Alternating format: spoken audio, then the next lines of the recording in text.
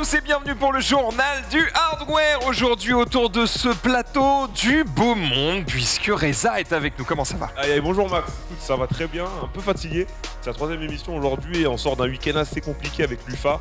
Donc on n'a pas eu le temps de se reposer depuis la Paris Games Week en fait. Enchaîne fort. On a enchaîné, pas de week-end tout le mois de novembre, pas de week-end en fait. Ça taffe tous les week-ends du mois de novembre. Donc on est présent, on est là, on est content d'être là aussi. Et j'espère qu'on pourra parler un peu de choses sympas. Et j'ai ramené une autre manette, comme je suis désormais le maître des manettes de l'émission. J'ai ramené une autre manette à 200 balles. On va pouvoir parler tout à l'heure. Bon, j'espère qu'elle les vaut. On va en reparler évidemment dans quelques instants. On est aussi avec Nanix. Comment ça va ? Bon, ça va, moi j'ai pas ramené de manette, juste ma bonne humeur, parce que dans les news il y a des choses qui me parlent. On va parler de télé, on va parler de cloud gaming et forcément des choses qui m'intéressent, notamment qu'une petite mise à jour pour une télé, des modèles de télé sortis en 2021. J'ai ma voix, j'étais à l'UFA avec ce monsieur, je l'ai perdu dimanche soir, je l'ai récupéré dès lundi après-midi. Excuse-moi, comment ça, t'es à l'UFA ? T'es joueur de jeux de combat, toi ? Je suis amateur de joueurs de jeux de combat. J'aime voir des gens se mettre amateur de joueurs de jeux de combat. Voilà. D'accord, t'es juste venu regarder, d'accord. Non, je suis venu regarder. J'ai joué aux jeux de combat dans ma prime jeunesse. Je rappelle évidemment que je suis on ne peut plus jeune. Mais non, mais c'est cool. C'était une belle ambiance. Moi, je suis habitué. J'ai déjà venu voir des événements Smash. J'avais déjà vu ce monsieur sur scène pour Dragon Ball Fighter. C'est deux jeux qui m'intéressent. Smash et Dragon Ball Fighters, Multiversus également. Mais c'était vachement cool. On a bien mangé et beaucoup de jeux qui sortent cette semaine dans cette fin d'année. Donc je joue. Certains sont influencés par le grand maître du gameplay, Monsieur Reza. D'autres sont juste choisis par moi-même. C'est cool, mon charme. Il y aura effectivement probablement largement à manger en 2023 autour des jeux de combat, mais ça, ce sera dans une autre émission qu'on en parlera. Les amis, attention, on vous entend en régie. Je crois qu'il y a un micro. Voilà. Comment ça va, Otaxu ? Mais moi ça va très bien, moi il n'y a pas de souci, au contraire j'ai passé un petit peu la semaine avec ce genre d'appareil que je ne peux pas me payer moi-même, hein. C'est quand même l'avantage d'être journaliste. C'est vrai. En tech. Du coup, Attends, excuse-moi, tu passes ton temps à nous dire oui, les Chromebooks, c'est l'avenir, c'est l'univers, machin. En fait c'est juste le seul truc que tu peux te payer, c'est ça ? Non. Parce que là, pour une fois que t'as un autre truc dans les mains, tu le chéris comme si c'était la plus belle des bêtes.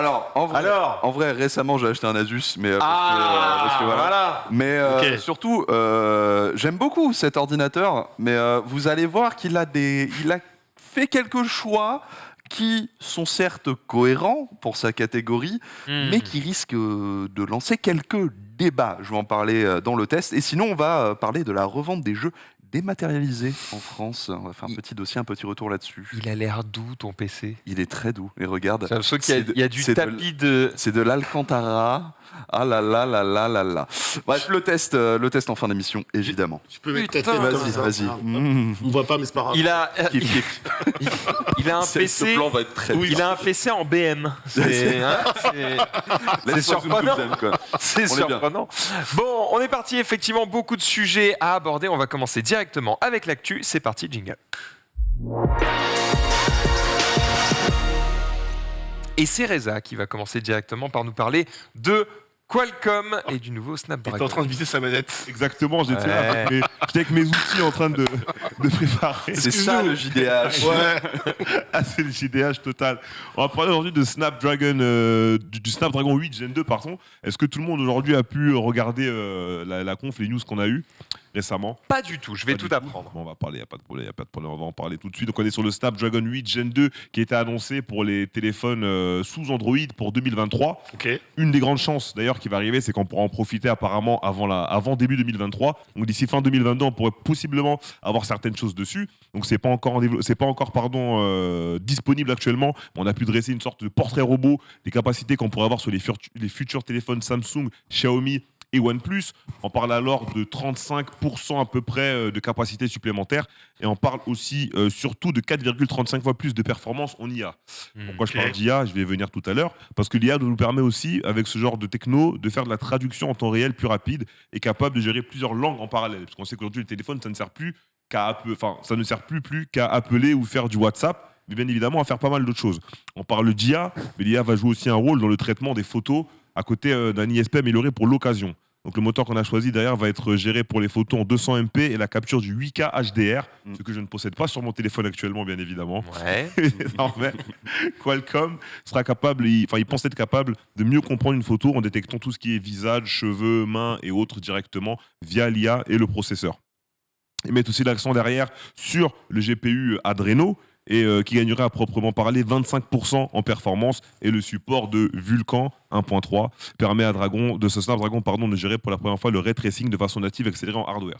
Vulkan, si personne ne sait ce que c'est les fanas d'émulateurs sauront, parce qu'en émulation, souvent on nous demande si on veut utiliser OpenGL ou Vulkan, et Vulkan justement permet de mieux gérer tout ce qui est, je crois, traitement en direct. Bah, c'est la librairie, la librairie ouais. graphique. En gros, c'est le DirectX, mais en version libre. C'est la nouvelle version d'OpenGL, quelque part, et c'est un moteur qui est utilisé pour énormément de jeux, enfin une bibliothèque de ressources qui est utilisée par énormément de jeux, notamment sur le mobile. Et justement, Vulkan est comment dire, à l'avant-garde de ce genre de trucs libres, parce que c'est ce qui supplante OpenGL, qui a été utilisé pendant des années. On le voit de plus en plus. Sur Linux également, c'est hyper important Vulkan, et sur Android, ça va tout tuer avec le ray tracing là. Ok, très bonne explication. Le support de l'AV1 a été aussi ajouté en décodage pour lire des vidéos allant jusqu'à 8K 60 FPS en HDR, dont je parlais tout à l'heure. Et enfin, on touche aussi du côté de la connectivité avec les dernières améliorations qui avaient été apportées, la 5G. Il y a aussi l'arrivée du support du Wi-Fi 7. Donc ça peut être pas mal pour le téléphone, pour la connectivité et tout ce qui se passe sur la vitesse de téléchargement ou d'upload.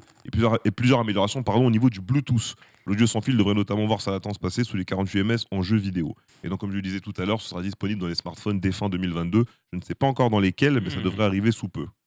Ok, généralement, ils sont un peu à l'avant-garde, nos amis là. Bah, après, Snapdragon, le truc, c'est que toutes les années, en décembre, maintenant, ils l'ont un peu avancé, ils présentent leur nouveau SoC. Là, ce qui me fait marrer, c'est que plutôt que d'être à l'avant-garde, pour la première fois, j'ai l'impression depuis longtemps, ils ont répondu à un autre acteur, à savoir Google. Parce que tout ce qu'ils ont présenté qui est vraiment, qu'ils augmentent, c'est l'intelligence artificielle et c'est le traitement photo. Les deux terrains sur lesquels le Tensor qu'a lancé maintenant Google a vraiment amélioré les choses sur les Pixel 6 et 7, tu vois. Là, tout ce que je vois, c'est justement genre, hey Google, on Nous va aussi, pas vous laisser tout seul, tu vois, créer votre propre puce.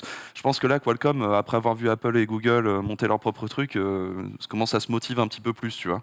Bah, ils voient effectivement de gros clients qui sont, même si on voit qu'ils en ont encore quelques-uns. Hein. Ah oui, non, On a vu largement, 16 hein. sur le panel. Il y a un paquet de marques qui pas bossent mal de encore marques. avec eux. Honor, Redmi, Oppo, Nubia. Qualcomm, Sharp. ça reste le maître Sharp, étalon. Sharp, je savais pas que Sharp faisait encore des téléphones.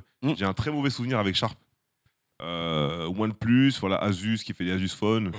En vrai, ils ont encore du bon marché, quoi. Ça reste les gars qui ont, j'ai limite envie de Le dire milieu de gamme. l'intégralité de. En fait, ils ont tout le haut de gamme, clairement, ils ont tout le premium, très clairement. Sur le milieu de gamme, ils commencent à être pas mal attaqués par Mediatek, qui pendant des années était pas ouf. Aujourd'hui, franchement, les Mediatek sont très très bons. Attends, particulièrement qu'est-ce sur que le- tu appelles le bas de gamme? Non, on appelle ça Pas de gamme, l'entrée de gamme, déjà de base. C'est des téléphones à 150, 200 euros, non Voilà, c'est 150-200 Ah. euros, ça va être du Xiaomi, ça va être des trucs comme ça. On nous chuchote du Wico. Wiko. Du Wico. Bah oui, non, Wiko de nos jours, non. Catégorie. Mais Xiaomi, Comment ça? avec les Redmi particulièrement, tu vois, qui sont dans l'entrée de gamme, tu as Samsung dans l'entrée de gamme. C'est là où ils se font le plus de thunes, en vérité. Quand j'étais vendeur de smartphones, c'était Samsung. c'est- à En cause de fait, ça. juste que ce que tu citais comme étant Pardon. de la moyenne gamme, moi j'ai l'impression que c'était de l'entrée de gamme. Mais Non, ça va plus bas. mais En ça fait, va plus bas. et c'est surtout, je pense que c'est là où Apple a un peu biaisé le marché. C'est que je pense beaucoup de gens ne se rendent plus compte que l'entrée de gamme smartphone existe toujours. Oui. Et qu'aujourd'hui, tu peux acheter des smartphones à 220 euros, Ah oui. 230 euros. Mais il y a des smartphones Là à où- 1 euro encore, si Parce tu les que- prends mais- avec mais- l'abonnement parce qui va que- bien. Parce qu'Apple sort un produit dans une gamme Un produit haut de luxe, gamme un de produit luxe, à un prix forcément. très cher, là où les autres marques vont sortir 3-4 Plusieurs gammes, déclinaisons. Par exemple, Samsung, on l'oublie, mais Samsung a toutes les gammes. on parle beaucoup du Z Flip, on parle également Z Fold. du Fold, on parle du Galaxy, mais en dehors de ces l'Ultra, ouais. ces trois smartphones-là, qui sont les trois modèles haut de gamme de chez Samsung, Un S. voilà, S, t'as énormément d'autres modèles de smartphones en dessous à des prix abordables. En vrai, Et c'est peut-être pas les- sur ça qu'ils communiquent le plus aussi. Les smartphones les plus populaires de Samsung, c'est la gamme Galaxy A, qui est à Galaxy A. 250-300 euros. Et quand tu es en dessous de ces tarifs-là, je sais que j'en vendais une pelletée à l'époque, tu as les Galaxy Core, qui sont... en fait, j'ai appris leur existence en étant vendeur D'accord. pendant 3 mois, ceci étant. Mais, ouais, en fait, on se rend pas compte, mais la plupart des thunes que font les constructeurs, c'est pas du tout sur le haut de gamme. Mais il y a effectivement, il y a eu un biais sur les catégories de téléphones, parce que pendant très longtemps, le haut de gamme, c'était du 700, 800, 900 euros. Aujourd'hui, il y a une catégorie que moi, j'appelle maintenant premium, quand tu vas au-delà de 1000, tu vois. Donc tu as l'entrée de gamme qui pour moi est entre 200 et 300 on va dire, le milieu de gamme qui est entre 400 et 600 et le haut de gamme entre 600 et 800 et une fois que tu dépasses ça c'est premium. Là tu n'as clairement pas besoin de cette puissance théoriquement mais elle est là, elle est clairement là. Et du coup le Snapdragon 8 Gen 2 ce sera clairement le premium de 2023 quoi. Bon, c'est bien de voir en tout cas que la concurrence se réveille et reste à jour sur les évolutions techniques. On parlait du coup du Snapdragon 8 Gen 2 qui équipera la plupart des prochains téléphones, en tout cas qui ne sont pas chez Google ou chez Apple, évidemment. Est-ce qu'on continue avec directement Nanix? Bah pourquoi pas? Est-ce qu'on parlerait pas un petit peu gaming? Est-ce qu'on parlerait pas un petit peu d'Xbox, les amis de chez Microsoft évidemment, qui ont fait de leur console un écosystème? Aujourd'hui, il y a le cloud gaming, il y a le Game Pass, il y a le produit hardware qui n'est autre que l'Xbox Series et l'Xbox One aujourd'hui. Mais on va parler un peu d'un projet. Du coup, je pense à Nick Fury dans Avengers quand je parle de projet, mais Phil Spencer et le département Xbox a un projet depuis pas mal de temps, à savoir un dongle TV qui permettrait évidemment de se connecter directement à ta télévision et de jouer en cloud gaming aux jeux du catalogue du Xbox Game Pass. L'Apple TV, Xbox. Voilà, jusque-là, rien de... Limité au jeu. Voilà. Que au jeu. Que au jeu. C'est que le jeu. C'est le Xbox Game Pass pour le coup. Comme si tu avais une console dans le cloud. Voilà, c'est ça. Ouais, mais du coup, c'est pour ça que je tilte, c'est que... Ouais. Est-ce que ça ne te permet que de lancer les jeux ou est-ce que ça te permet de lancer n'importe quelle application qui tournerait sur une Xbox? Auquel cas, tu peux donc lancer Netflix, Prime Video. Non, c'est Là, vraiment tu que... poses des questions comme si le produit existait. Voilà. Or, je vais y venir. Pour le moment, au moment où on se parle, mon cher Max, ici présent dans le JDA, Ça n'existe le produit n'existe pas. Pourtant, Très bien. on a un petit prototype, mon cher Borvo. Je pense qu'on peut l'afficher. L'idée, à la base, le projet, c'était pas ça. Le projet, c'était de proposer une clé dongle qui ressemble à l'Amazon Fire Stick, donc quelque chose un peu comme une mini télécommande, Ouais, une clé USB. Un Chromecast. Ouais, quoi. Là, vous voyez le Xbox Keystone, c'est le nom du Il est projet fatou, dont on se parle. On est plus sur une mini console gaming, à peu près ça, voilà. Du coup, qui a pour vocation de permettre, du coup, de connecter à votre télévision et de lancer le catalogue du Xbox Game Pass. Seul problème, aujourd'hui, pourquoi ce produit n'existe pas? Parce qu'il est juste trop compliqué à mettre sur le marché et surtout trop cher. On rappelle que le produit, l'entrée de gamme chez Xbox en termes de périphérique pour jouer, c'est la Xbox Series S, qu'elle est à peu près à moins de 300 € aujourd'hui, et qu'elle te permet à la fois de jouer à tes jeux Xbox classiques, accéder au Game Pass et de jouer également en cloud gaming pour moins de 300 €. Et du coup, aujourd'hui, le problème chez Xbox, ils se sont rendus compte que créer la Keystone demande beaucoup trop de ressources. C'est cher, c'est compliqué à mettre en place aujourd'hui. Et en termes d'appel au prix et de marché pour le public, comment tu te positionnes? Si tu es plus cher ou aussi cher que l'Xbox Series Si S, c'est pour sortir une Keystone Voilà. qui coûte 230 balles, Avec alors moins de que pour fonctionnalités. 100 balles de plus, t'as une console. avec moins de fonctionnalités, parce que tu parlais sur ta Xbox, là pour le coup, tu peux lancer d'autres applications autres que l'application du Après, elle fait pas la Game même Pass. taille. Elle ne fait pas la même taille, c'est sûr. Et je rappelle qu'en plus, il y a l'application qui permet, j'y viendrai après sur la news suivante, qui permet déjà de jouer au jeu du Game Pass sur certains téléviseurs. Pas sur tous. Le Keystone permet à quelqu'un qui est chez LG ou quelqu'un qui est chez Philips de pouvoir jouer au jeu du Game Pass. Du coup, Phil Spencer a pris la parole récemment auprès du média américain The Verge. The Verge, merci mon cher Otaksu, en expliquant que c'est un projet qu'ils n'ont pas abandonné. Maintenant, ils préfèrent se consacrer un peu plus aux applications, mais il a donné un prix, une fourchette de prix, qui selon lui serait la bonne fourchette de prix pour que le projet Keystone voit le jour et puisse marcher. On parle de 99 $, ouais, 99 $, entre 99 et 130 $. C'est pour pas le déconnant. prix de la Keystone. Question, est-ce que pour vous, ça vous paraît raisonnable comme prix? Bah oui, en fait, c'est assez bas Ok. pour être beaucoup plus intéressant que d'acheter une Xbox Series S. Et assez haut pour espérer avoir un produit qui est de bonne qualité, qui est bien fini, qui te fait un upscale propre, qui a une interface intelligente. Et c'est aussi bien moins cher qu'une Apple TV. Donc, si tu veux aller sur ce terrain... Pas la télé. Tu ne fais que jouer aux jeux vidéo. Qu'est-ce que t'appelles la télé? Les T'as pas chaînes le ou, streaming. Mais quoi. les chaînes, t'as pas besoin d'un dongle pour ça. D'accord. Alors, quand on parle de l'exemple de l'Apple TV, c'est à toute une Apple prod, films, séries, un catalogue. Ça, c'est Apple TV+. Ok. Oui, Tu peux avoir l'application Apple Ouais. TV+, sur ton Apple TV. Exact, exact. Je sais que c'est pas clair, mais c'est pas moi qui fais les noms des produits Xiaomi, d'accord? Il y a un boîtier et il y a un service. C'est pas pareil, d'accord? Mais en gros, tous ces services peuvent tourner dessus. C'est que des applications aujourd'hui. T'as plus besoin vraiment Et justement, de en fait, hardware, si ce n'est pour faire de l'upscaling. c'est là où pour moi c'est justement beaucoup trop cher parce qu'aujourd'hui c'est que des applications et surtout le cloud gaming n'a pas besoin d'un SOC puissant.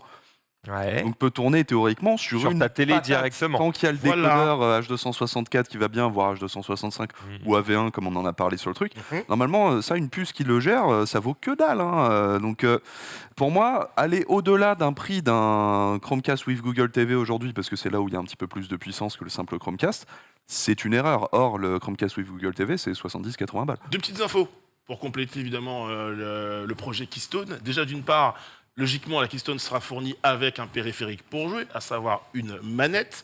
Ah, Ça là, ça justifie le change prix. tout, ça. Voilà. C'est le prix là, oui. Voilà, justifie ça le prix. justifie le Oui, prix. oui. Donc également, c'est inclus dans le prix. Et l'autre information principale, pourquoi c'est une galère aujourd'hui pour Microsoft de mettre le projet Keystone en marche, c'est que un peu comme le Chromecast, il faut que le périphérique fonctionne avec une autre source d'énergie, autre que celle de la télévision sur laquelle tu vas le Ce brancher. qu'elle soit branchée au Voilà, ta télé ne sera pas assez puissante pour entretenir comment dire, nourrir en énergie. Oui, ça envoie que du 5 volts en USB. donc, Exactement, le dongle. Donc il faudra le brancher évidemment à une source, une prise secteur, comme le Chromecast en fait de Google quelque part. Ok. Un sondage qui a été mis dans le chat, 65% du chat est prêt à mettre moins de 100 € pour un dongle Xbox éventuellement. 65 entre mais- 100 et mais- 150. Alors attends, ça peut pas être 65 Voilà. 35, ok. J'étais là, les gars, ça fait plus de 100%, ça marche pas. Et 35% qui est prêt à mettre entre 100 et 150. Ah, après, le problème, c'est que bon, la promesse que tu fais dans le chat, forcément, Oui. le mec va te dire, bah, je préfère le moins cher. Il faut voir ce que te permet de faire tes quelques euros en plus que C'est ça. tu mettrais. Peut-on parler Déjà, du le vrai fait qu'il y ait une problème, manette s'il vous plaît avec, ça change beaucoup de choses. C'est vrai, mais il y a un vrai problème. Il faut en parler, s'il vous plaît. Messieurs, Allons-y. Xbox a une application Android.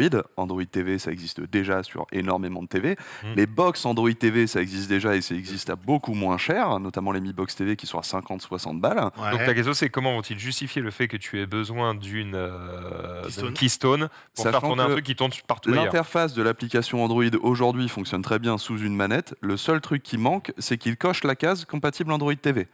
Alors, à ça, j'ai une réponse qui n'est peut-être pas la bonne, mais vous me répondrez là-dessus. Vas-y.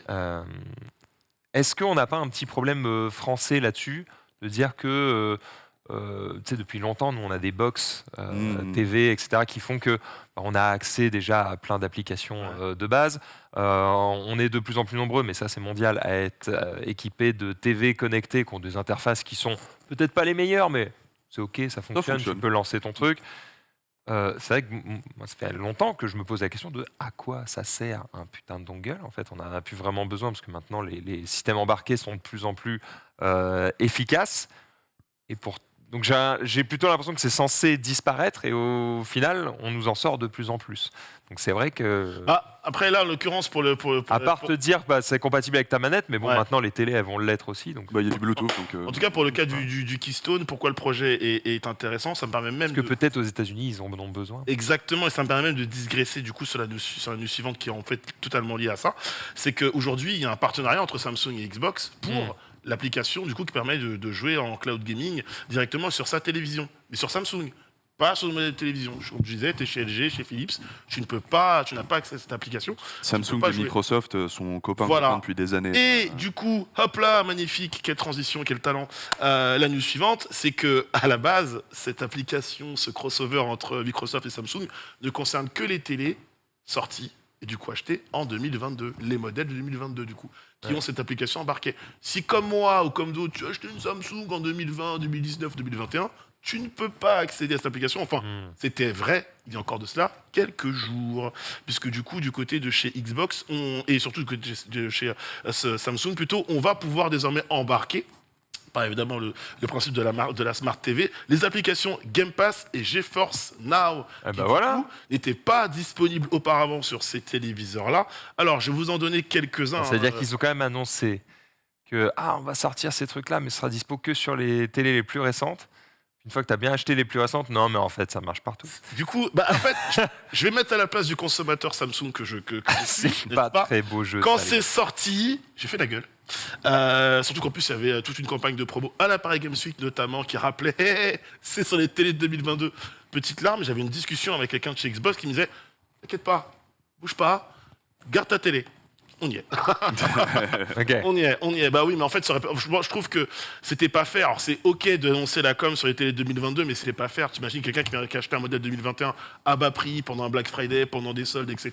Et une télé qui, aujourd'hui, la mienne, en tout cas, fait très très bien de taf aujourd'hui. Ça fait chier de te dire que tu passes à côté d'une application comme ça. Surtout si t'es joueur Xbox. J'ai quelques modèles de télé à vous donner. Je vais pas toutes vous les donner, évidemment, juste quelques-unes. Peut-être, Borvo, tu pourras afficher le lien de l'article dans le chat, comme ça les gens pourront, ceux qui sont intéressés par cette news en tout cas, QN800, QN850, QN900, la Q50, la Q60, la Q95 et la Q70. Du coup, je rappelle que Samsung ont fait du QLED. Beaucoup de notamment. cul, tout ça. Hein. Ouais, je savais que ça te parlait. Bah oui, je pouvais pas rater cette vanne. Évidemment. Et application qui vous permet en plus, derrière, vous branchez un périphérique, notamment une manette Xbox, vous pouvez la relier à l'appli. En tout cas, c'est absolument formidable. Et à votre téléviseur, du coup, absolument formidable. Bref, ça arrive, c'est la news. C'est qu'on était privés, nous, les possesseurs de Samsung, je dis nous parce que je suis concerné du coup, Ouais. pour le cas, par cette application, on n'était pas concernés. Aujourd'hui, c'est le cas. Je rappelle que la liste des télévisions qui sont disponibles sur le site du coup The Verge n'est pas complète, elle n'est pas définitive. Hein. C'est-à-dire qu'il y a encore d'autres modèles de télé Samsung sortis en 2021 qui devraient au fur et à mesure faire preuve de cette mise à jour. En tout cas, ça veut dire que pour le moment, on va faire un petit tour de table après. Donc là, ça veut dire que pour le moment, tu peux jouer uniquement au Game Pass sur des téléviseurs Samsung compatibles. Exactement. Si tu as une autre marque, il n'y a que l'éventuel Keystone qui te permettrait de le faire. Exactement. Ou sinon, tu achètes une console. Ou sinon, tu achètes tout simplement une Ou Xbox tu Series joues X. sur ton smartphone. Oui, Ça n'a pas trop de sens, tout ça. Ou tu connectes ton smartphone sur ton écran. oui. En mirrorcast. Ouais, tu Non, non. peux. Non. Non, tu peux. Maintenant oui, qu'il y a exact, DisplayPort, C'est vrai, il a raison. Et ça t'affichera la bonne résolution. enfin, ça dépend du smartphone. Si le Ouais. smartphone smartphone, supporte ça va le grave. mode PC, en fait, D'accord. Oui. Enfin, un que ça smartphone s'adaptera au- relativement récent quand même. Ouais. Qu'est-ce que vous utilisez comme dongle, si vous en utilisez un autour de la table? Pas de dongle, Max. Pas de dongle. T'as quoi comme TV? J'ai une ancienne télé, moi. Tu joues sur moniteur PC. Moniteur PC. Voilà. 21 neuvième. Le cul en arrière. Je suis désolé, les gars. JDH, PC Master Race, je sais qu'on a Pépé. Pépé, il adore les télés. Les télés, j'ai pas encore fusionné, peut-être parce que j'ai pas encore d'enfants. Mais ouais, je me dis, le jour où j'aurai des enfants, J'avais un moniteur avant, j'avais déjà des enfants. Ce que je veux dire, c'est que Voilà, je passerai plus de temps au salon. En fait, je suis jamais au salon, moi. Je suis Ouais. jamais dans mon salon. Je suis Ah. tout le temps dans mon bureau. Quand je suis chez moi, je suis Tu dans mon sais bureau. que dans j'ai mon lit. longtemps eu un moniteur Ah. salon, ça faisait le Et taf. il dormait. Non. Ah non, non, tu veux dire une télé. Une vraiment, télé. non, vraiment, moi, j'avais vraiment un écran. Un écran PC dans ton salon. À l'époque, l'écran ils ont sorti moniteur, des bien sûr. moniteurs. À l'époque, ils ont sorti des moniteurs qui avaient la TNT. TNT. Oui, bien sûr. Ok. Voilà. Mais vu qu'en fait, moi, je suis soit dans mon bureau, soit dans ma chambre. Donc, je n'utilise pas de télé. Donc, peut-être le jour où il y aura un mini Reza, je passerai plus de temps au salon. Et une télé dans ton bureau. Non. Non. J'ai déjà 3 Pareil. ans. À quoi bon J'ai plein de trucs. Il n'y a pas la place. À quoi bon? Pareil, c'est trop Tenter de grand. prendre un Non, PC non, avec mais non. 3000 trucs. Mais à la taille, gros. Ah oui, mais. J'ai un 65 pouces. J'ai un 65 pouces à 1m50 de moi. Je suis au top du top, gros. Kratos, je fusionne avec lui. Hein. Prends-moi bien. Mais le jour où je rejoins la sexe, par contre, je prendrai un vrai truc. Ah ouais. Je prendrai un giga truc. Je mettrai la max. Je te fais pas la vanne, mais vraiment, à chaque fois que je raconte ça, les gens ils sont en mode mais c'est trop, t'abuses, machin. Ils viennent chez moi, ils s'assoient devant, ils sont en mode Merde. en vrai.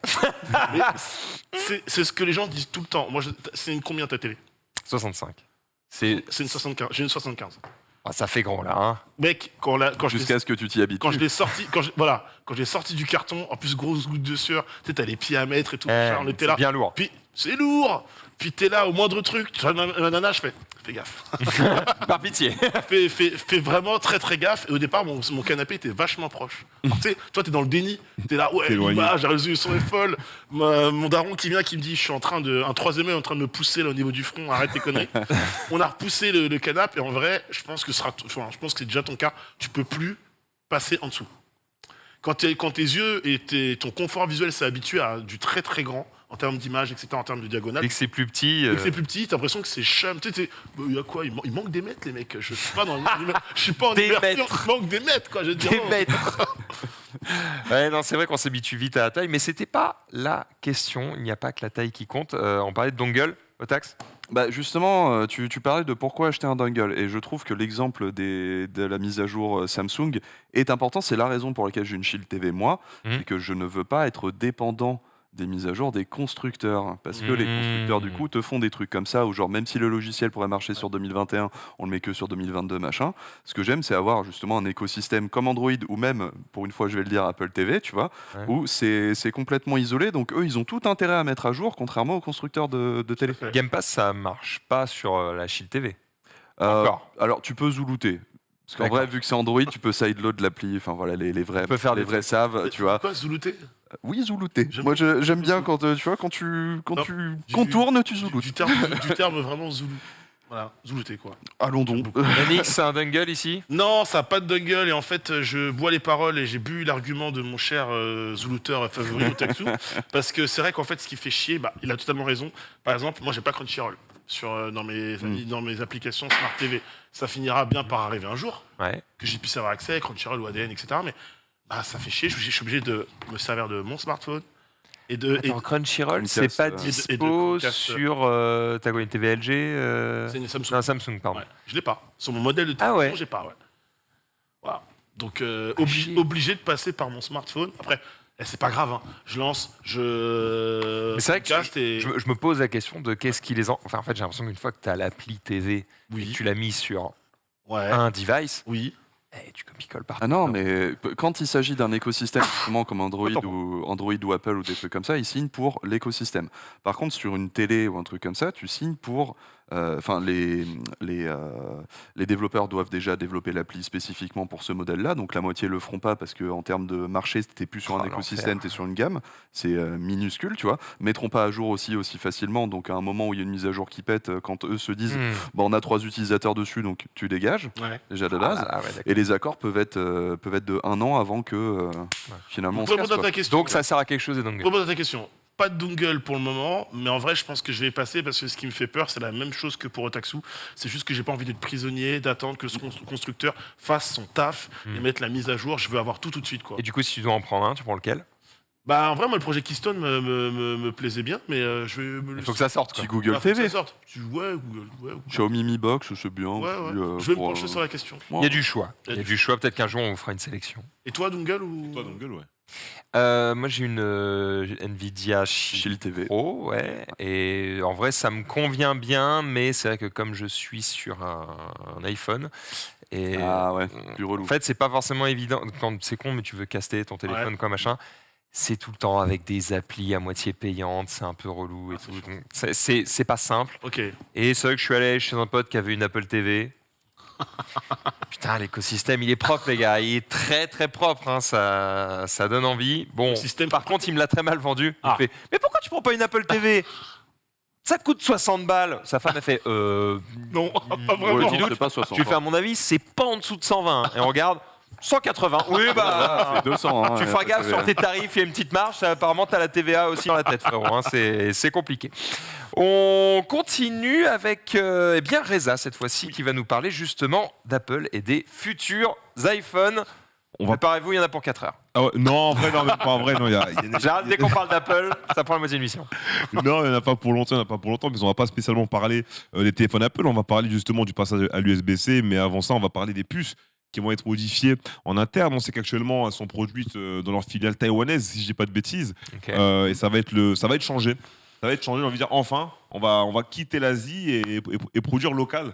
Donc, Ils vont faire ça en Californie? aux États-Unis, non, on est aux États-Unis, Ok. mais en Arizona, pas en Californie. Ok. C'est vrai que San Francisco et tout. C'est Il y a- pas il y a les plus mêmes de lois place. du travail. Et Pareil.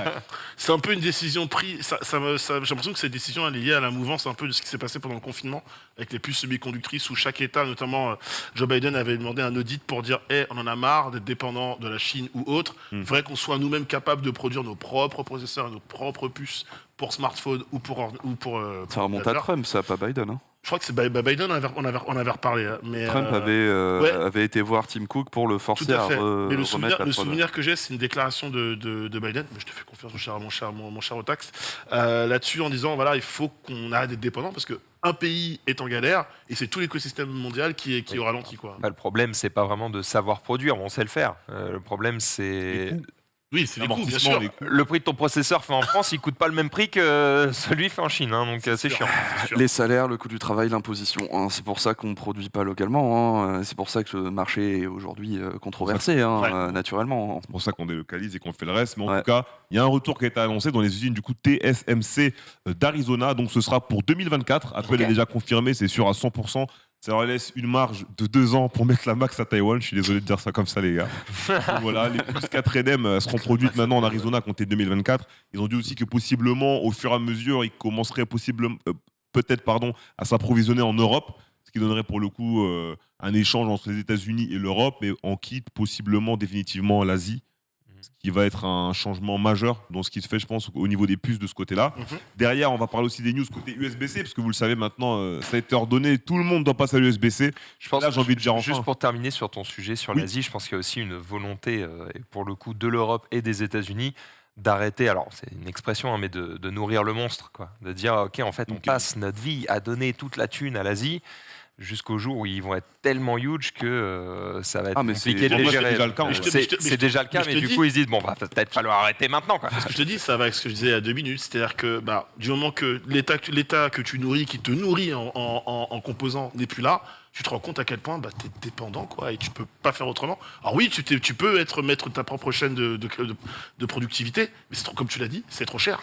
Donc à toi de trouver des bonnes Ouais, solutions. ce quoi. que, ce que j'entends, c'est aussi C'est de la géopolitique. en fait. Évidemment, bien freiner sûr. le développement, en tout cas économique, on va dire de l'Asie en général, Mhm. pour pas qu'ils deviennent les numéros 1 devant toi, hein, Ouais, voilà, ça. tout simplement. hein. On parle des 2 plus grandes superpuissances du monde, donc oui, évidemment, ça se tire la bourre et ça se tire la bourre sur absolument tout. Hein. Exactement. Une petite course, c'est une petite course. Économiquement, je trouve que c'est un peu tard après avoir. Moi, je pensais plutôt le côté de l'éthique, de dire un peu, bon voilà, comme les heures de travail sont pas les mêmes, la sécurité sociale n'est pas la même. Bref, les États-Unis aussi, c'est pas très fort de ce côté-là. Mais du coup, Mais les prix des produits au possiblement, bout seront Les, plus pro- les mêmes. les prix des produits vont c'est ça. possiblement augmenter, à voir ce que ça va être au niveau de la sortie de l'iPhone 15. Mais j'espère que les gens ne vont pas bouder et resteront forts avec leurs convictions. J'ai envie de dire. Derrière, on va parler de l'USB-C. Donc, comme je le disais, on passe tous à l'USB-C, j'ai envie de dire enfin, parce que c'est un enfer. Exemple concret, ce week-end, on était à l'UFA, je devais faire des interviews avec mon Rode sans fil. J'avais pas d'adaptateur Lightning. On avait des adaptateurs, je demandais à tout le monde dans la venue, j'ai trouvé 4 adaptateurs USB-C. Et je me disais, putain de merde, si on était déjà à l'USB-C, j'aurais pas eu ce problème. Donc j'ai dû faire des vidéos avec le téléphone de mon collègue Matsat. Tout fonctionnait. Mais bref, j'ai envie de dire, voilà, quand il y en a marre, il y a pas mal à barre, mais quand il y en a marre, faut commencer à changer. Et en Ouais. tout cas, c'est ce qui a été annoncé du côté de Apple. On va passer donc à l'USB-C, mais pas que de l'USB-C. On a de l'USB-C qui va faire du chargement Fast Lightning, donc qui va nous permettre de charger le téléphone assez rapidement avec des débits allons sur de l'USB 3.2 à 20 gigabits par seconde ou possiblement du Thunderbolt 3 à 40 gigabits par seconde aussi avec le câble. Malheureusement, Là, les- attention, c'est la bande passante. Ouais, hein, ouais, non, pardon, je parlais de bande passante, j'ai parlé aussi de vitesse de transfert, excuse-moi. Mais pour rapidement finir d'abord sur le chargement, ceux qui pourront faire le Fast Lightning, ce sera l'iPhone 15 Pro et l'iPhone 15 Pro Max. Ok. L'iPhone 15 classique et l'iPhone 15 Plus n'auront pas le chargement rapide, si j'ai pas de bêtises. Donc ils seront sous Il la faut norme. bien une Ils sont petite forts, douille ils pour sont te forts. faire lâcher 300 balles. Ils sont forts. Oui, ce smartphone est bien, mais celui-là est mieux. Il charge plus vite. Ça, ils auront le droit à un câble USB-C sous la norme USB 2.0. Et pour les vitesses justement de transfert dont je parlais tout à l'heure, on est sur du 20 gigabits à 40 gigabits par seconde pour l'USB-C. Et ça, c'est la plus grosse montée qui va être faite avec le câble. Et il disait aussi, notamment dans l'article, que ça pourrait permettre à mettre encore plus en avant l'USB-C et à donner plus de gaz pour la production à ceux qui font des téléphones un peu moins chers. Donc, comme on le disait tout à l'heure, entrée de gamme et mid-gamme, pour avoir un prix un peu plus équilibré de ce côté-là. Donc, je ne sais pas ce que vous en pensez, vous, par rapport à ça. Écoute, je me pose la question de est-ce que je suis prêt à mettre plus de thunes pour avoir une charge rapide? Je suis pas sûr. Je n'ai pas l'impression que j'en ai besoin. Avec le sans fil, tu vois. Ouais. De toute façon, le sans fil, il va pas accélérer. Ça va toujours être un chargement anémique là. Pas nécessairement, en fait, parce qu'aujourd'hui, il y a du sans fil à 50 watts. Ouais, bah, Mais pas chez Apple, donc on Apple verra. le ferait pas. Apple, c'est Mais quoi? bon. C'est du 12, c'est du 12. je En fait, crois, j'allais comme dire, ça. ça dépend de l'usage de ton smartphone, mais aujourd'hui, tu as enfin, c'est très con ce que je vais dire, hein, mais tu as des batteries externes. Donc en fait, tu vas te plug chez toi pour charger ton téléphone, généralement le soir, la nuit avant de te coucher, pour qu'il soit évidemment en pleine charge, full charge le matin. Et puis dans la journée, tu as un usage, etc. Bah, tu as ta batterie externe, tu branches ton smartphone et Moi, je voilà quoi. Enfin, Je pense être un contre-utilisateur. Je n'ai jamais acheté de batterie externe de ma vie. Ouais, moi non plus, en vrai. Et du coup, là, en chargeur, j'ai le Fast Lightning pour iPhone. Et le Fast Lightning, en 50 minutes, je suis chargé, en fait. Donc, même si je suis au rouge, par exemple, je peux rentrer en émission ici. Les émissions, c'est 2 heures ici. Si j'ai plus de batterie, il me reste 10% à rentrer en émission. Si je branche mon téléphone à charger, dès qu'on sort de l'émission, je suis à 90. Donc, en vrai, aujourd'hui, en tant qu'adulte, c'est-à-dire si tu travailles dans un bureau ou tu vas dans des locaux autres, je vois pas l'utilité de la batterie externe, à moins que voilà, tu ailles dans les festivals, les trucs comme ça, où t'as pas C'est un accès peu à la une prise. galère et tout. Ouais. Mais le Fast Lightning, je trouve que ça change la donne. Moi, j'ai madame qui a aussi un iPhone, mais elle a pas de Fast Lightning. Son chargeur, il me fait chier, quoi, tu vois. Enfin, je lui dis, mais prends le mien, tu vois, le tien, en fait, t'es là, tu forces le chargement, tu forces toute la nuit. Moi, la nuit, je charge plus mon téléphone depuis que j'ai un Fast Lightning. Je charge le soir. Je rentre du taf, je me pose sur l'ordi, je charge mon téléphone, il est à 100%, je vais dormir.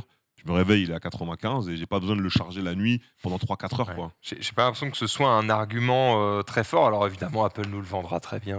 Ils nous montreront des courbes comme quoi c'est 40% plus rapide. Tu seras en mode ah, il me le faut. Mais en vrai, On sait que c'est un argument fort. Parce que sur le marché d'Android, dès qu'il y a quasiment tous les ans, ça va être l'argument de beaucoup de constructeurs, notamment OnePlus qui a fait toute sa notoriété autour de sa charge rapide à l'époque. La oui, dash parce charge, qu'ils qui étaient est en mode devenue, ah, regarde, je sais ça plus charge quoi. en 2 minutes, c'est incroyable. J'ai l'impression, autant tu me dirais, ok, tu lâches 500 balles de plus et tu as une batterie 2 fois plus longue, oui, je paye. Par contre, 500 en fait, Mais c'est ça, c'est le fait de charger, ça m'emmerde déjà. Donc que ce soit Oui, mais 1 heure ou 3, de Max, toute façon, c'est chiant. Donc, tu viens de mettre le doigt sur pourquoi la recharge rapide est importante. Parce qu'on n'a aucune évolution des batteries. oui, mais Donc ce du que coup, je veux les dire, c'est que cette solution ne les me gens convient pas. veulent pouvoir brancher juste 2 minutes, retrouver 100% immédiatement. Et c'est pour ça que la charge rapide aujourd'hui est ultra populaire. C'est cette idée de merde, j'ai oublié de charger mon téléphone, je pars dans 5 minutes. En 5 minutes, combien j'aurai? Disons que je ne suis pas la cible. Ce qui peut arriver à tout le monde. oui. Là, pour le coup, voilà, comme on le disait tout à l'heure, t'as oublié de charger ton téléphone la nuit. T'es rentré, t'as joué à God of War Ragnarok, t'as fait la bagarre en Give Me a God of War, c'était chaud, trop d'émotions. Très bel exemple. Très bel exemple. Exactement, tu vas dormir, tu te dis, bon, vas-y, je me suis bien bagarré et tout. Je me lève, oh, j'ai oublié de charger mon phone. Je dois partir dans 30 minutes. Dans 30 minutes, là, avec un Fast Lightning, tu prends 40%. En 30 minutes, avec le chargeur de madame, je prends 8%. En 30 minutes sur un téléphone Android, tu passes de 0 à 100 de nos jours. C'est violent, tu vois. Voire même en 15 minutes en vérité, parce que maintenant il y a du 120 watts. Enfin, après, on Après, en ta a parlé batterie plus durera pas d'une fois, longtemps, ouais. mais bon. Ouais. Gaffe à Mais, pas tuer la batterie. Pour Ouais. souligner un truc juste pour tout le monde, c'est que tu as le meilleur usage d'une batterie qu'on peut avoir aujourd'hui. Un truc qui permet justement à une batterie de ne se décomposer très, très peu rapidement, parce que laisser brancher une batterie toute la nuit, c'est très mauvais en vérité. Ouais. Même si les téléphones maintenant s'adaptent, Oh, font maintenant, en ils sorte coupent de le couper jus. le jus, etc. C'est quand même un très très bon réflexe que de faire ça justement comme tu le fais, Reza, de faire en journée plutôt que la nuit en fait. Ouais. Tout ça pour souligner ça. Bon, on verra. En tout cas, ça arrive bientôt, puisqu'ils n'ont de toute façon pas le choix. Ils ont déjà annoncé qu'ils allaient s'y plier, donc on fera complètement avec. Bouteille, ouais. Pour, Qu'est-ce que j'allais dire d'autre? Est-ce qu'on a fait le tour sur Apple et ses USB. futurs iPhones? Sur l'USB-C, Sur ouais, l'USB-C. sur l'iPhone, on n'a pas trop de news. Après, c'est pour l'année prochaine, iPhone 15, quoi. Il y a le temps, on est en novembre, le 14 vient de sortir, on va peut-être leur laisser une petite année pour bosser le sujet, Bien sûr. mais effectivement, on aura le temps d'en reparler. Vous, t'es sur Apple, toi? Non, maintenant. Non, je suis sur t'as ton Samsung. Flip. moi. Il a le flip. Ouais, le Z Et Flip. toi, t'es team. D'accord, on a 2 Apple de Android. Max. Ok. Mais moi, je vais pas changer. Hein. Soit. Là, j'ai mon 12 Pro Max, je vais le garder au moins jusqu'à l'iPhone. Soit. Qu'est-ce qu'il y a Excusez-nous, ça nous a T'as pris. confondu le Wakanda et Samsung, les gars, faites attention. C'est les mêmes valeurs, D'ailleurs- c'est pas toi. Android Forever. Et Voilà. d'ailleurs, j'allais peut-être acheter un téléphone sur Android là bientôt là. Ah ouais? Parce que je suis très Ah ouais possédé là Tu craques? depuis qu'on fait le Eh ben. JPA, je suis bien possédé. Et du coup, il y a plein de choses que je fais en extérieur pour le travail perso où justement je peux utiliser un Android. Tu vois, j'ai fait le test du MGX Rejoins la Pro maison. ici. J'ai pas pu le faire sur place parce que j'ai un iPhone, donc j'avais joué avec le téléphone de madame sur Android, enfin de ma petite soeur pardon sur Android, c'est ma petite soeur qui a Android. À l'UFA, j'ai cherché des trucs pour mon Rode sans fil. Malheureusement, personne n'avait d'adaptateur Lightning, on avait que des adaptateurs USB-C.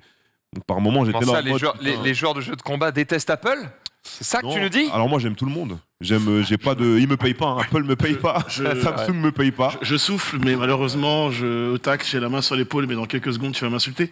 Alors, je vais tester un Google Pixel Pro pour pouvoir me faire un avis, mais quand tu veux faire de la création de la vidéo sur TikTok notamment, ou les Grips sur Instagram, la marque qui a aujourd'hui le monopole pour la compression, c'est Apple.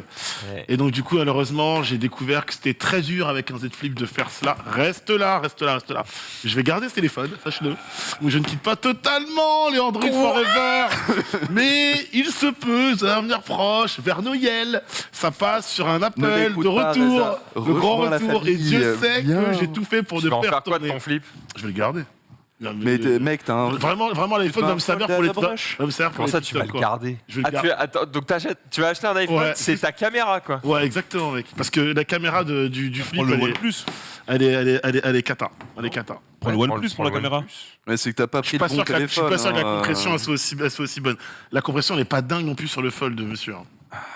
Mais tu En utilises régie, pas les bons on est sur des logiciels. OnePlus de Oppo et iPhone en régie. Très bien. Ouais, non, mais de toute façon, la guerre, ils adorent. Ah, ça divise, c'est hein. clair, hein, ça divise divise. très fort. Évidemment. On continue avec Nanix, Ouais, bah, qui va nous parler de, je sais jamais comment on les prononce, Garmin. Garmin. Viens ici, gamin. Garmin Bounce, un autre sujet qui peut diviser. Parce que je crois que je suis le seul papa. Là. Je suis le seul. Deux. Je suis le seul. Non. Hein Je pensais que Max était Papa. pas. Bah non. Non. Non. Je suis le seul papa, le seul daron du plateau, donc forcément, est-ce que cette news n'est pas une news personnelle quelque part? Non, c'est rien, sachant que on va parler d'un domaine que je maîtrise pas forcément parce que je m'y intéresse pas extraordinairement en ce moment pour mes gamins, mais vu la news, bizarrement, ça m'intéresse beaucoup. Vous le savez, il y a les montres connectées pour nous, adultes, alors je crois que tout le monde en a. Montre connectée, la mienne est dans la voiture, ça ne sert strictement à rien. J'en ai pas. Elle n'est pas là. Tiens, il voit 6% de batterie. Ah, Passer en mode économie d'énergie. c'est le. Voilà pourquoi je n'en ai pas. Voilà, et il y a plein de marques Je vais pas évidemment. recharger cette nuit, c'est pour ça. Il y a plein de marques évidemment qui font pas bien, qui font du coup ces marques de montres connectées pour adultes, mais aussi des montres connectées pour enfants. Et du coup, Garmin a décidé de s'y mettre avec un principe assez simple. Pourquoi c'est intéressant de foutre une montre connectée autour du poignet de ces gamins? Moi, je suis totalement concerné par ça en plus. Bah, déjà pour savoir où ils sont, pour les géocaliser, parce que la Garmin Bounce permet d'avoir une géolocalisation GPS, mais aussi une connectivité 4G de manière à pouvoir communiquer par Oh là là. SMS Quelle avec horreur. son enfant. Elle est plus grosse que son bras. La vidéo. Ouais, c'est vrai qu'elle est pas très jolie. Je continue, on parlera du design Ouais. évidemment après, on le voit en image. Alors évidemment, il faut intéresser les jeunes à ce type de produit parce qu'avoir une aussi grosse montre, bah, La taille du truc, Oui, c'est un c'est la taille- Tamagotchi, le bordel. c'est la taille de son cou, je suis d'accord.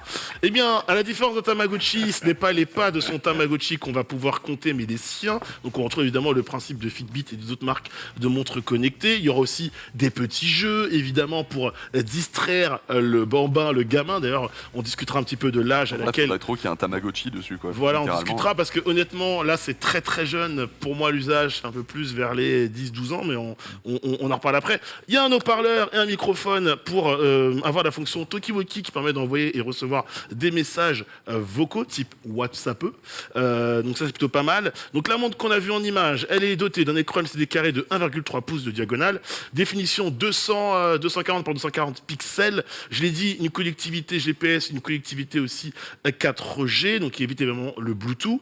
Un compteur de 60 minutes de jeu qui permet évidemment de réduire le temps passé sur les écrans. C'est aussi la guerre menée évidemment par les familles, sociétés de consommateurs, que ce soit les tablettes ou les smartphones. Suivi du sommeil, nombre de pas également présents. Tout un système de gamification de tâches et de récompenses. Si tu fais les petits jeux, les petits quiz, t'as des quiz évidemment et des jeux avec les pas que tu fais dans la journée, ça te fait monter en gamme par rapport à ta montre. Max. Tu peux répéter la résolution, s'il te plaît, Définition. de la montre? 240 par 240 pixels. Ok, juste à titre de comparaison, pour se Vas-y. rendre compte, parce que c'est difficile de se rendre compte sur des trucs aussi petits. Allez. L'Apple Watch Series 6, elle est à 368 par 448 pixels. La moyenne, On s'en rend compte. Ok. la moyenne des montres sont à 360 par 360, effectivement, D'accord. sur Ok. Android Donc c'est- comme Apple. Une résolution un peu plus faible, Oui. un Qui écran un permet peu de plus... conserver de la batterie. Pourtant, l'écran a l'air énorme. Oui, l'écran a l'air mouse. Bah, parlons-en de la batterie. Garmin promet jusqu'à 2 jours d'autonomie Et voilà pour la, pourquoi Gar- le super pour la- pouce. Ok. pour la Garmin D'accord. Bounce. Je précise juste pour les jeux, donc j'ai dit quiz, défi de marche chronométré et également jeux de calcul mentaux, donc ça peut être assez cool. Étanche, elle va jusqu'à 5 ATM et donc peut être utilisée pour la nage en piscine, mais pas la nage en piscine compétition quoi. C'est, tu barbotes, bord piscine quoi. Voilà, tu plonges un petit coup, pas plus, pas plus loin. 3 coloris vert, noir et rose. Et là on arrive, je vous fais une pépé, le juste prix. Quel est selon vous le juste prix de la Garmin Bounce, messieurs? J'ai déjà regardé du coup. T'as déjà regardé, toi Ouais. t'as triché. Je crois qu'au-dessus de 130 balles, c'est mort. Au-dessus de 130 balles pour toi c'est mort. Donc pour toi le juste prix de la Garmin Bounce, tu ne mets pas plus de Je pense 130 euros. Je pense qu'on a un peu plus. Ouais, T'as Ça t'as n'a déjà pas vu une montre 130 € connectée moins de 130 ou à 130? Bon, elle a l'air part à les chier. Fitbit, donc, hein, et encore. Oui. À part les petites montres. Par les montres fitness voilà, c'est ça, très légères quoi. Mais Dès qu'il y a une montre qui embarque. là on a un vrai OS. T'as un GPS dans la montre. Ah, un vrai OS, et on est chez Garmin. Hein. Non mais par rapport au truc fitness, tu vois, où t'as vraiment que un compteur de pas amélioré, tu vois, Ouais. un peu de choses près. Plus la connectivité 4G. En tout cas, 80 balles. j'y mettrais pas plus de 130. 130, 180, voire même 200 en vrai. choisis un des deux. 200.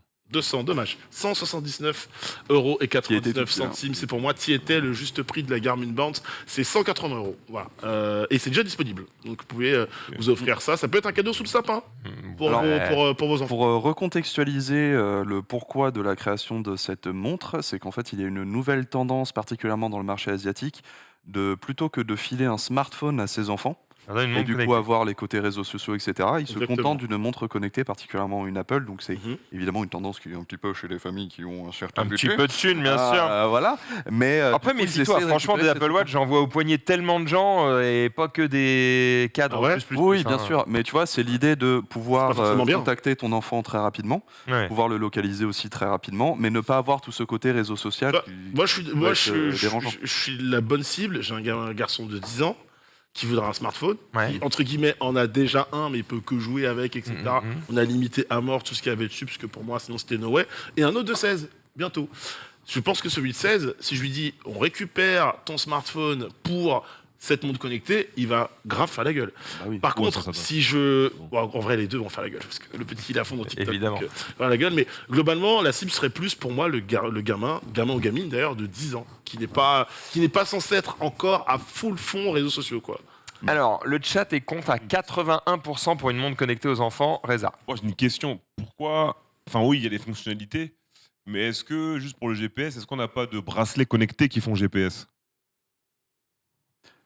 Parce que moi, tu vois, moi j'ai un bracelet connecté, c'est pas une montre Ouais. connectée. Alors- C'est-à-dire que tu as 100 fois moins d'outils Alors, dans une montre connectée, c'est moins Je vais, cher. je vais- je vais- je vais te dire ce qui moi, Et à en tant, 80 moi, je vais balles, te je dire pense ce que qui tu moi, en penses tant que que père, me fait cliquer sur ce produit. Je vous dis pas que je vais forcément l'acheter. Je suis un mytho et déjà dans le panier, c'est faux. Mais en fait, c'est plus que la localisation GPS, c'est le côté pouvoir échanger des SMS. Parce que au-delà de savoir où ton gamin est, j'ai aussi envie de savoir ce qu'il est en train de faire. Savoir où il est, c'est bien. Savoir ce qu'il est en train de faire, c'est mieux. Et pouvoir communiquer avec lui, c'est top. Et l'avantage, comme disait Otaxu, c'est que tu dépollues du coup ton gamin de toutes les applications inutiles qui Oui. peuvent ensuite amener au cyberharcèlement, etc. Là, c'est vraiment où tu es. Qu'est-ce que tu fais? Et le problème de la montre que tu as au poignet, c'est que tu as peut-être l'occasion GPS, mais je ne sais pas ce que tu fais. Et tu peux pas me dire, par exemple, tu peux être à cet endroit-là, tu peux être en PLS, malade, en train. Voilà, je ne sais pas si ça va, si ça ne va pas. J'ai l'impression que l'approche d'Apple est plus. Garmin ne peut pas faire autrement parce qu'ils ont pas ce type de produit en tout cas. Ouais. Apple, en gros, leur approche, c'est de dire refilez votre ancienne Apple Watch à vos gosses, Oui. prenez la nouvelle. Et en fait, comme ça, vous la recyclez et en fait, vous pouvez la mettre en mode enfant, quoi. Et comme ça, ils ont moins de fonctions. Et ça te sert juste à communiquer avec Mais après, eux il et faut- avoir la position. Après, il faut que tu aies la version 4G à refiler, parce que sinon tu perds, effectivement. Parce que c'est ce que disait Reza, c'est qu'en fait, avoir le GPS sur une montre, ça coûte rien. La puce GPS coûte rien, mais tu l'auras localement. Ça va pas aller prévenir après les parents où tu Et es, puis- etc. Il te faut la 4G pour ça. Et puis tu parlais par rapport à la com d'Apple, moi je parle par rapport au Bah, même. c'est pareil pour Garmin, non? Non, parce que là, il y a la 4G dedans. T'as la 4G Il y a dedans, 4G, ouais. directement. En fait, là où. Ok, c'est pas- J'entends ce que tu dis sur la com, qui en fait est une com d'adulte, pas une com d'enfant. Là, la com de Garmin, c'est une com d'enfant. Tu disais, la montre, elle est beaucoup trop grosse, mais c'est une montre de gamin. Enfin, je veux dire, quand tu regardes les montres de l'époque, les grosses montres qu'on avait étant gamin, etc., c'est une montre de gamin. Moi, c'est pour ça qu'en soi, le design me choque pas. Parce que c'est un design fait pour la cible. C'est sûr que c'est pas pour un gamin de 15, 16, 17, 18 piges, quoi. Moi, Ado, plutôt. j'ai une autre question qui me vient à l'esprit. C'est de dire, ah, ça, t'es dur. Bon, moi, où j'ai grandi, c'était compliqué. Donc, j'ai envie de savoir, avec une montre comme ça, qui va s'adresser aux gamins de moins de 11 ans, 10 ans, est-ce que tu mets pas une cible sur le dos de ton gamin? Ah bah de toute façon, tu mets une cible sur le dos de ton gamin quand tu Avec viens tout, tu vois. Mais avec Mais tout. ce que je veux dire, c'est que genre, à partir de 12 ans, allez, comme tu as dit, ils consomment tous TikTok et tout. Ouais. Donc, c'est-à-dire, ils ont tous au moins un mini smartphone, pas forcément le dernier ou autre. Mhm. Mais il y a toujours ce truc de un peu la jalousie où Le vol, ouais. il a pas un smartphone, mais il a une montre, c'est stylé. Et une montre, ça se vole plus facilement qu'un Bien sûr, smartphone. bien sûr, bien Tu sûr. vois. Donc, est-ce que toi, qu'est-ce que t'en penses personnellement en tant que papa? Parce que moi, Bah, j'ai je vais un enfant, je vais te dire, mais moi, j'avoue, je serais pas chaud de mettre une montre à 200 balles sur mon gamin de Je vais- 10 ans, je vais te- même s'il saura se battre. je vais te dire en évidemment. toute je vais te dire en toute franchise. C'est compliqué en vrai. Je vais dire en toute franchise, il y a des éléments de J'ai la, chaud un peu. il y a des éléments de la Garmin Band sur lesquels je clique. Je te dis le côté GPS, le côté SMS, c'est cool. Je me dis juste que tu pousses la 4G, bah, autant que tu puisses carrément appeler ton gamin, mais ça c'est encore autre chose. Mais déjà le prix, alors on disait ouais 180, je suis peut-être d'accord avec Max, 129, 130. aurait été déjà un peu de moins, mieux, ça ouais. aurait déjà été un petit peu mieux. Le design, par contre, ne me choque absolument pas. Par contre, par rapport à la tentation que ça apporte, j'ai envie de te dire, tu as des enfants qui ont 9 ans, qui ont déjà un smartphone et qui font n'importe quoi avec, littéralement, qui le font tomber, qui pètent l'écran. Je pense à ceux qui aussi ont des tablettes très très jeunes.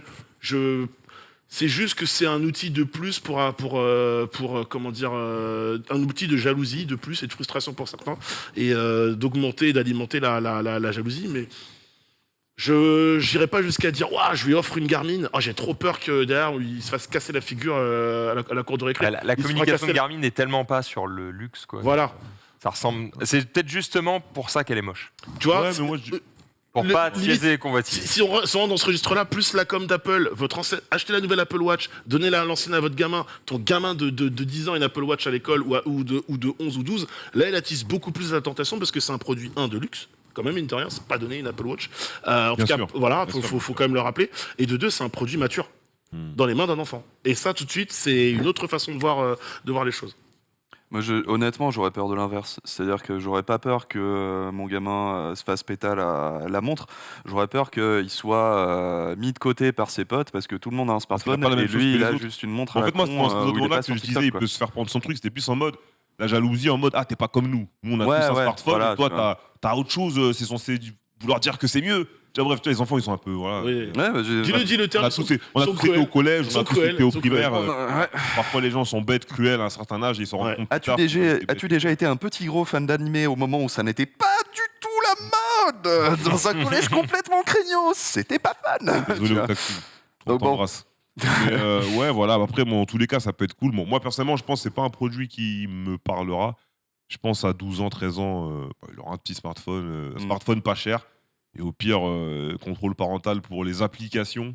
Pas pour le fliquer ou quoi, mais juste pour être sûr qu'il n'y a pas Non, trop de parce que cochonneries dessus. moi, le Et puis GPS, c'est tout, quoi. Moi, le GPS, mes gamins, clairement, on sport, on font du foot à des heures assez tardives. En club, ouais. Voilà, en club, Le quand soir. je sors des émissions type JDH, type autre, bah moi je vais les récupérer. Je sais qu'en fonction des bouchons, etc., parfois ils sont pas au vestiaire, parfois ils sont pas sur le terrain. Voilà, on est sur le parking, on t'attend là, on a avancé le chemin. C'est ce type de localisation-là qui m'intéressait. Il est avec ses potes. Alors oui, si je donne une heure de retour et qu'il est pas là, forcément tu t'inquiètes. En général, je suis pas en mode je sais où tu es mon gars. Et t'étais pas au McDo. Bon, en tout cas, le chat est plutôt contre l'utilisation de ce genre de produit. Après, ça peut être pour plein de raisons différentes. On va pas faire 60 Bien 000 sûr. sondages, Bien sûr. mais peut-être que ça évoluera aussi pas mal avec le temps. On a fait le tour de cette petite montre Garmin on a tout pour, dit, Garmin. On a pour tout dit. enfants. Et on va, enfin pour enfants, pour parents, mais que tu mets sur enfant. Parce que l'enfant, il s'en fout de sa montre, je pense. Si tu t'en sers surtout pour le GPS. Ouais. Et on va désormais passer quelques secondes pour vous montrer une horreur. Ah, j'adore, moi. Non, c'est Ah, moche. j'adore. Non, c'est moche. C'est une horreur. fan. C'est moche, Otaku. Et c'est pour ça dégueulasse. que j'adore. Parce que c'est Attends. terriblement laid. On parle des pulls Dégueulasse. moches de Noël et d'un pull moche, vraiment moche de Noël. Exactement. C'est Oh. quoi cette merde? Mais bien sûr. Frérot, je t'arrête tout de suite. Imagine une soirée, imagine-toi en soirée avec Uh-huh. des gens que tu apprécies et que tu Pour l'instant, respectes. je le porte toujours. Ok. Ok. Tu te Ok. vois débarquer, sorti de la cuisine. Hey On passe à table. Le Mans. Mais c'est chum, frérot. Mais En Ouais, vrai, même moi, je l'imagine. C'est Mais si c'est chum chum. que c'est magnifique. En vrai, C'est ça, pour vous troller, comprenez pas. en vrai, pour troller, c'est bien, mais anecdote, à l'époque, quand ça c'était sur Windows XP, si je dis pas de bêtises, ça arrivait, moi, il me faisait peur un peu. Ouais, Clippy, c'est- était- même, il faisait c'était peur, c'est que chelou, je ouais. le trouvais creepy de ouf. En mode, il est là, mais en mode, qu'est-ce que tu fais là, recule, tu vois.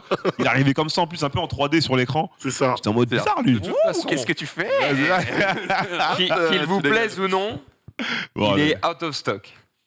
Après, s'il y avait que 5 pulls. c'est obligatoire. Donc, Alors, voilà. Obligatoire, ça, Max. En vrai, On est à l'époque du scalper. j'ai cliqué, je voulais le commander, il était out of stock.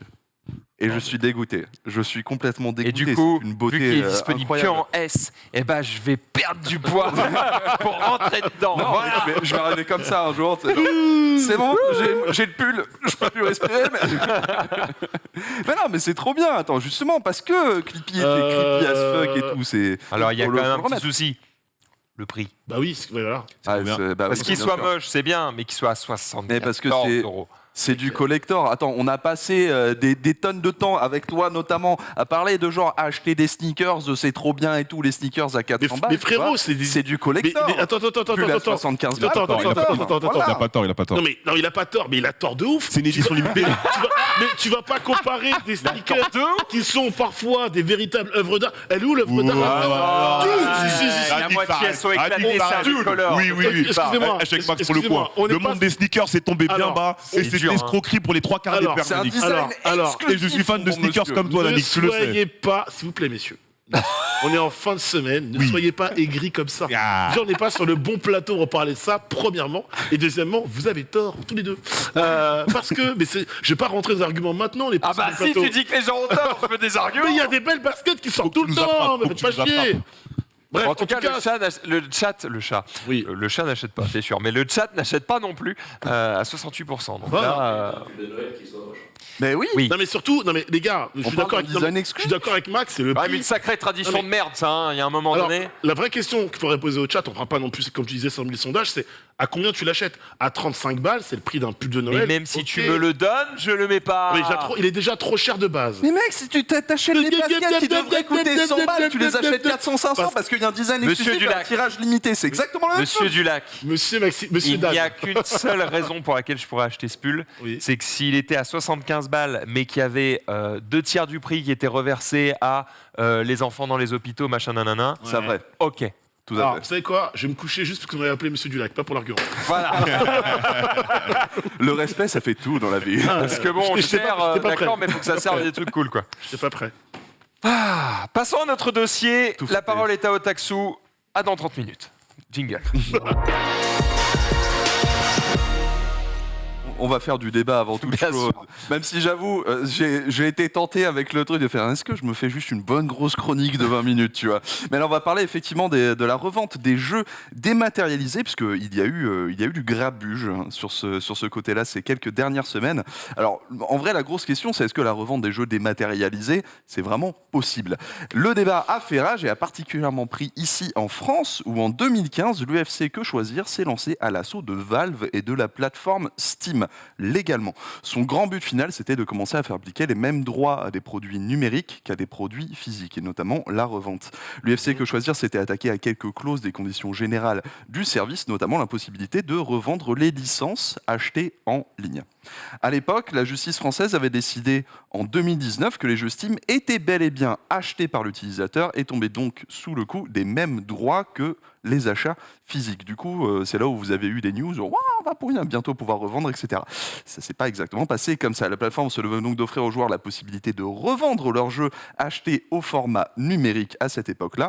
La citation précise, c'était « Le titulaire du droit concerné ne peut plus s'opposer à la revente de cette copie ou exemplaire, même si l'achat initial est réalisé par voie de téléchargement. L'éditeur Ok. du logiciel ou saisi en droit ne peut plus s'opposer à la revente de cette copie ou exemplaire exemplaires, nonobstant l'existence de dispositions contractuelles interdisant une cession ultérieure. Ils ont utilisé le terme nonobstant. Oui. Bien sûr. C'est des bâtards. Je l'ai sous les yeux, c'est Voilà. fort.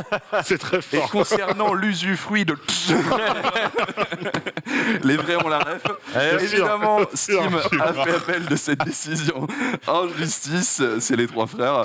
Et il y a Ouais. quelques jours de cela, la Grand Cour moment. d'appel de Paris a décidé d'aller à l'opposé de la première décision. Selon la Cour d'appel, les jeux vidéo tombent sous le coup des droits d'auteur, soit des œuvres à caractère artistique, et ne devraient donc pas avoir la même circulation qu'un bien physique classique.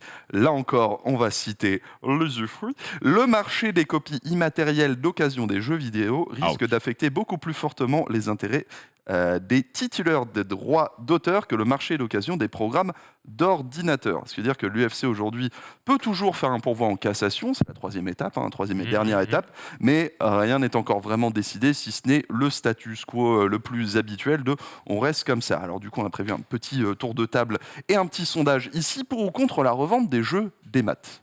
Déjà, j'ai mon petit avis. Et ouais, pour ou contre, revendre ton code, en fait, quelque part. Ouais. C'est En ça fait- qu'il faut dire, hein, pour que les gens comprennent. Pour donner un peu les clés de ma réflexion. Vas-y. De base, j'ai envie de dire, bah oui, tu l'as payé, tu fais ce que tu veux, trop bien. C'était un petit peu les promesses aussi des NFT, de dire, ok, imagine que chaque jeu que tu as acheté sur Steam est une NFT, bah en fait, du coup, Ouais. tu peux la revendre et machin, il n'y a pas de souci. Ouais. Elle est authentifiée, tout ça. Le truc, c'est que je pense aussi aux développeurs. Et que, en fait, j'ai l'impression que ce système marche bien que si, alors pas forcément que si c'est du NFT, mais que si les développeurs touchent un pourcentage à chaque transfert de la clé. Parce qu'en fait, si tu fais ça, Ouais. en fait, tu vas avoir, je dis n'importe quoi, au lieu de, je vous dis un truc un peu débile, mais c'est pour que vous compreniez mon idée. D'accord. Au lieu d'avoir un jeu qui est vendu à 1 million d'exemplaires, Ouais. bah, tu vas avoir un jeu qui est vendu à 200 000 et qui va être ensuite échangé 5 fois. D'accord. Sauf qu'en fait, l'éditeur, à la fin, il a touché l'argent que des 200 premiers 1000 Ouais. mecs qui l'ont acheté. Et c'est pareil pour le physique. Ouais, J'ai ça toujours- c'est... Oui, mais le c'est physique quelque est en train de crever, donc on C'est s'en fout. c'est le débat du Voilà, marché de un peu l'occasion ça, là le- que tu ouais. as, donc c'est un débat plus large finalement. Et puis, c'est aussi le côté un petit peu plus difficile du physique. C'est que, oui, c'est le problème du physique, sauf que il faut te déplacer en magasin, ou il faut trouver un mec qui le revend, etc. Quand c'est en numérique, Ouais. 3 clics, tu le trouves. Enfin, si Steam a envie de le faire demain, ils te font une interface où tu fais un système d'offres et de demandes, Ouais. comme sur leur marché pour vendre des items sur Dota 2 Ouais, ou je quoi. vois. Et en 4 secondes, tu l'as ton jeu et tu le paieras moins cher qu'en neuf. Donc moi, ce qui me pose souci, c'est le manque à gagner pour les développeurs. Si tu me dis que demain, on peut revendre nos jeux, mais qu'il y a une part de cette thune qui va aux développeurs, alors on discute. Et, Ouais. et peut-être mettre une date. Tu n'as le droit de le revendre que 6 mois. 6 mois après la date de sortie, par exemple. Ok, Reza, du coup, pour Faut l'encadrer, quoi. la Ouais. revente des jeux des maths, ouais, je vois C'est un le Parce peu bien. que ouais, sinon, il ça- y a des mecs qui vont crever. En fait. C'est un peu le bordel, ouais. Comme dit Max, en fait, le problème, c'est que si on est tous logiques, on dirait bah oui, pourquoi pas go vendre les jeux, en vrai, c'est super intéressant. Bah ouais. Sauf que le problème, c'est que je pense qu'il va falloir encadrer ça, parce qu'on pourra très vite tomber, je sais pas, peut-être dans des abus ou tomber dans des copes. On sait qu'aujourd'hui, on a pas mal de sites de clés qui permettent à beaucoup de gens d'acheter des clés à moindre coût. Il y a beaucoup de gens qui utilisent ces sites-là. Et il faudrait voir à la fin comment ça pourrait être. Donc du coup, aujourd'hui, on a deux marchés, on va dire. On a 3 marchés même. Tu as ceux qui achètent les jeux en démat. Mm. Tu as ceux qui achètent les jeux en physique. Majoritairement, je pense, c'est le genre de Switch.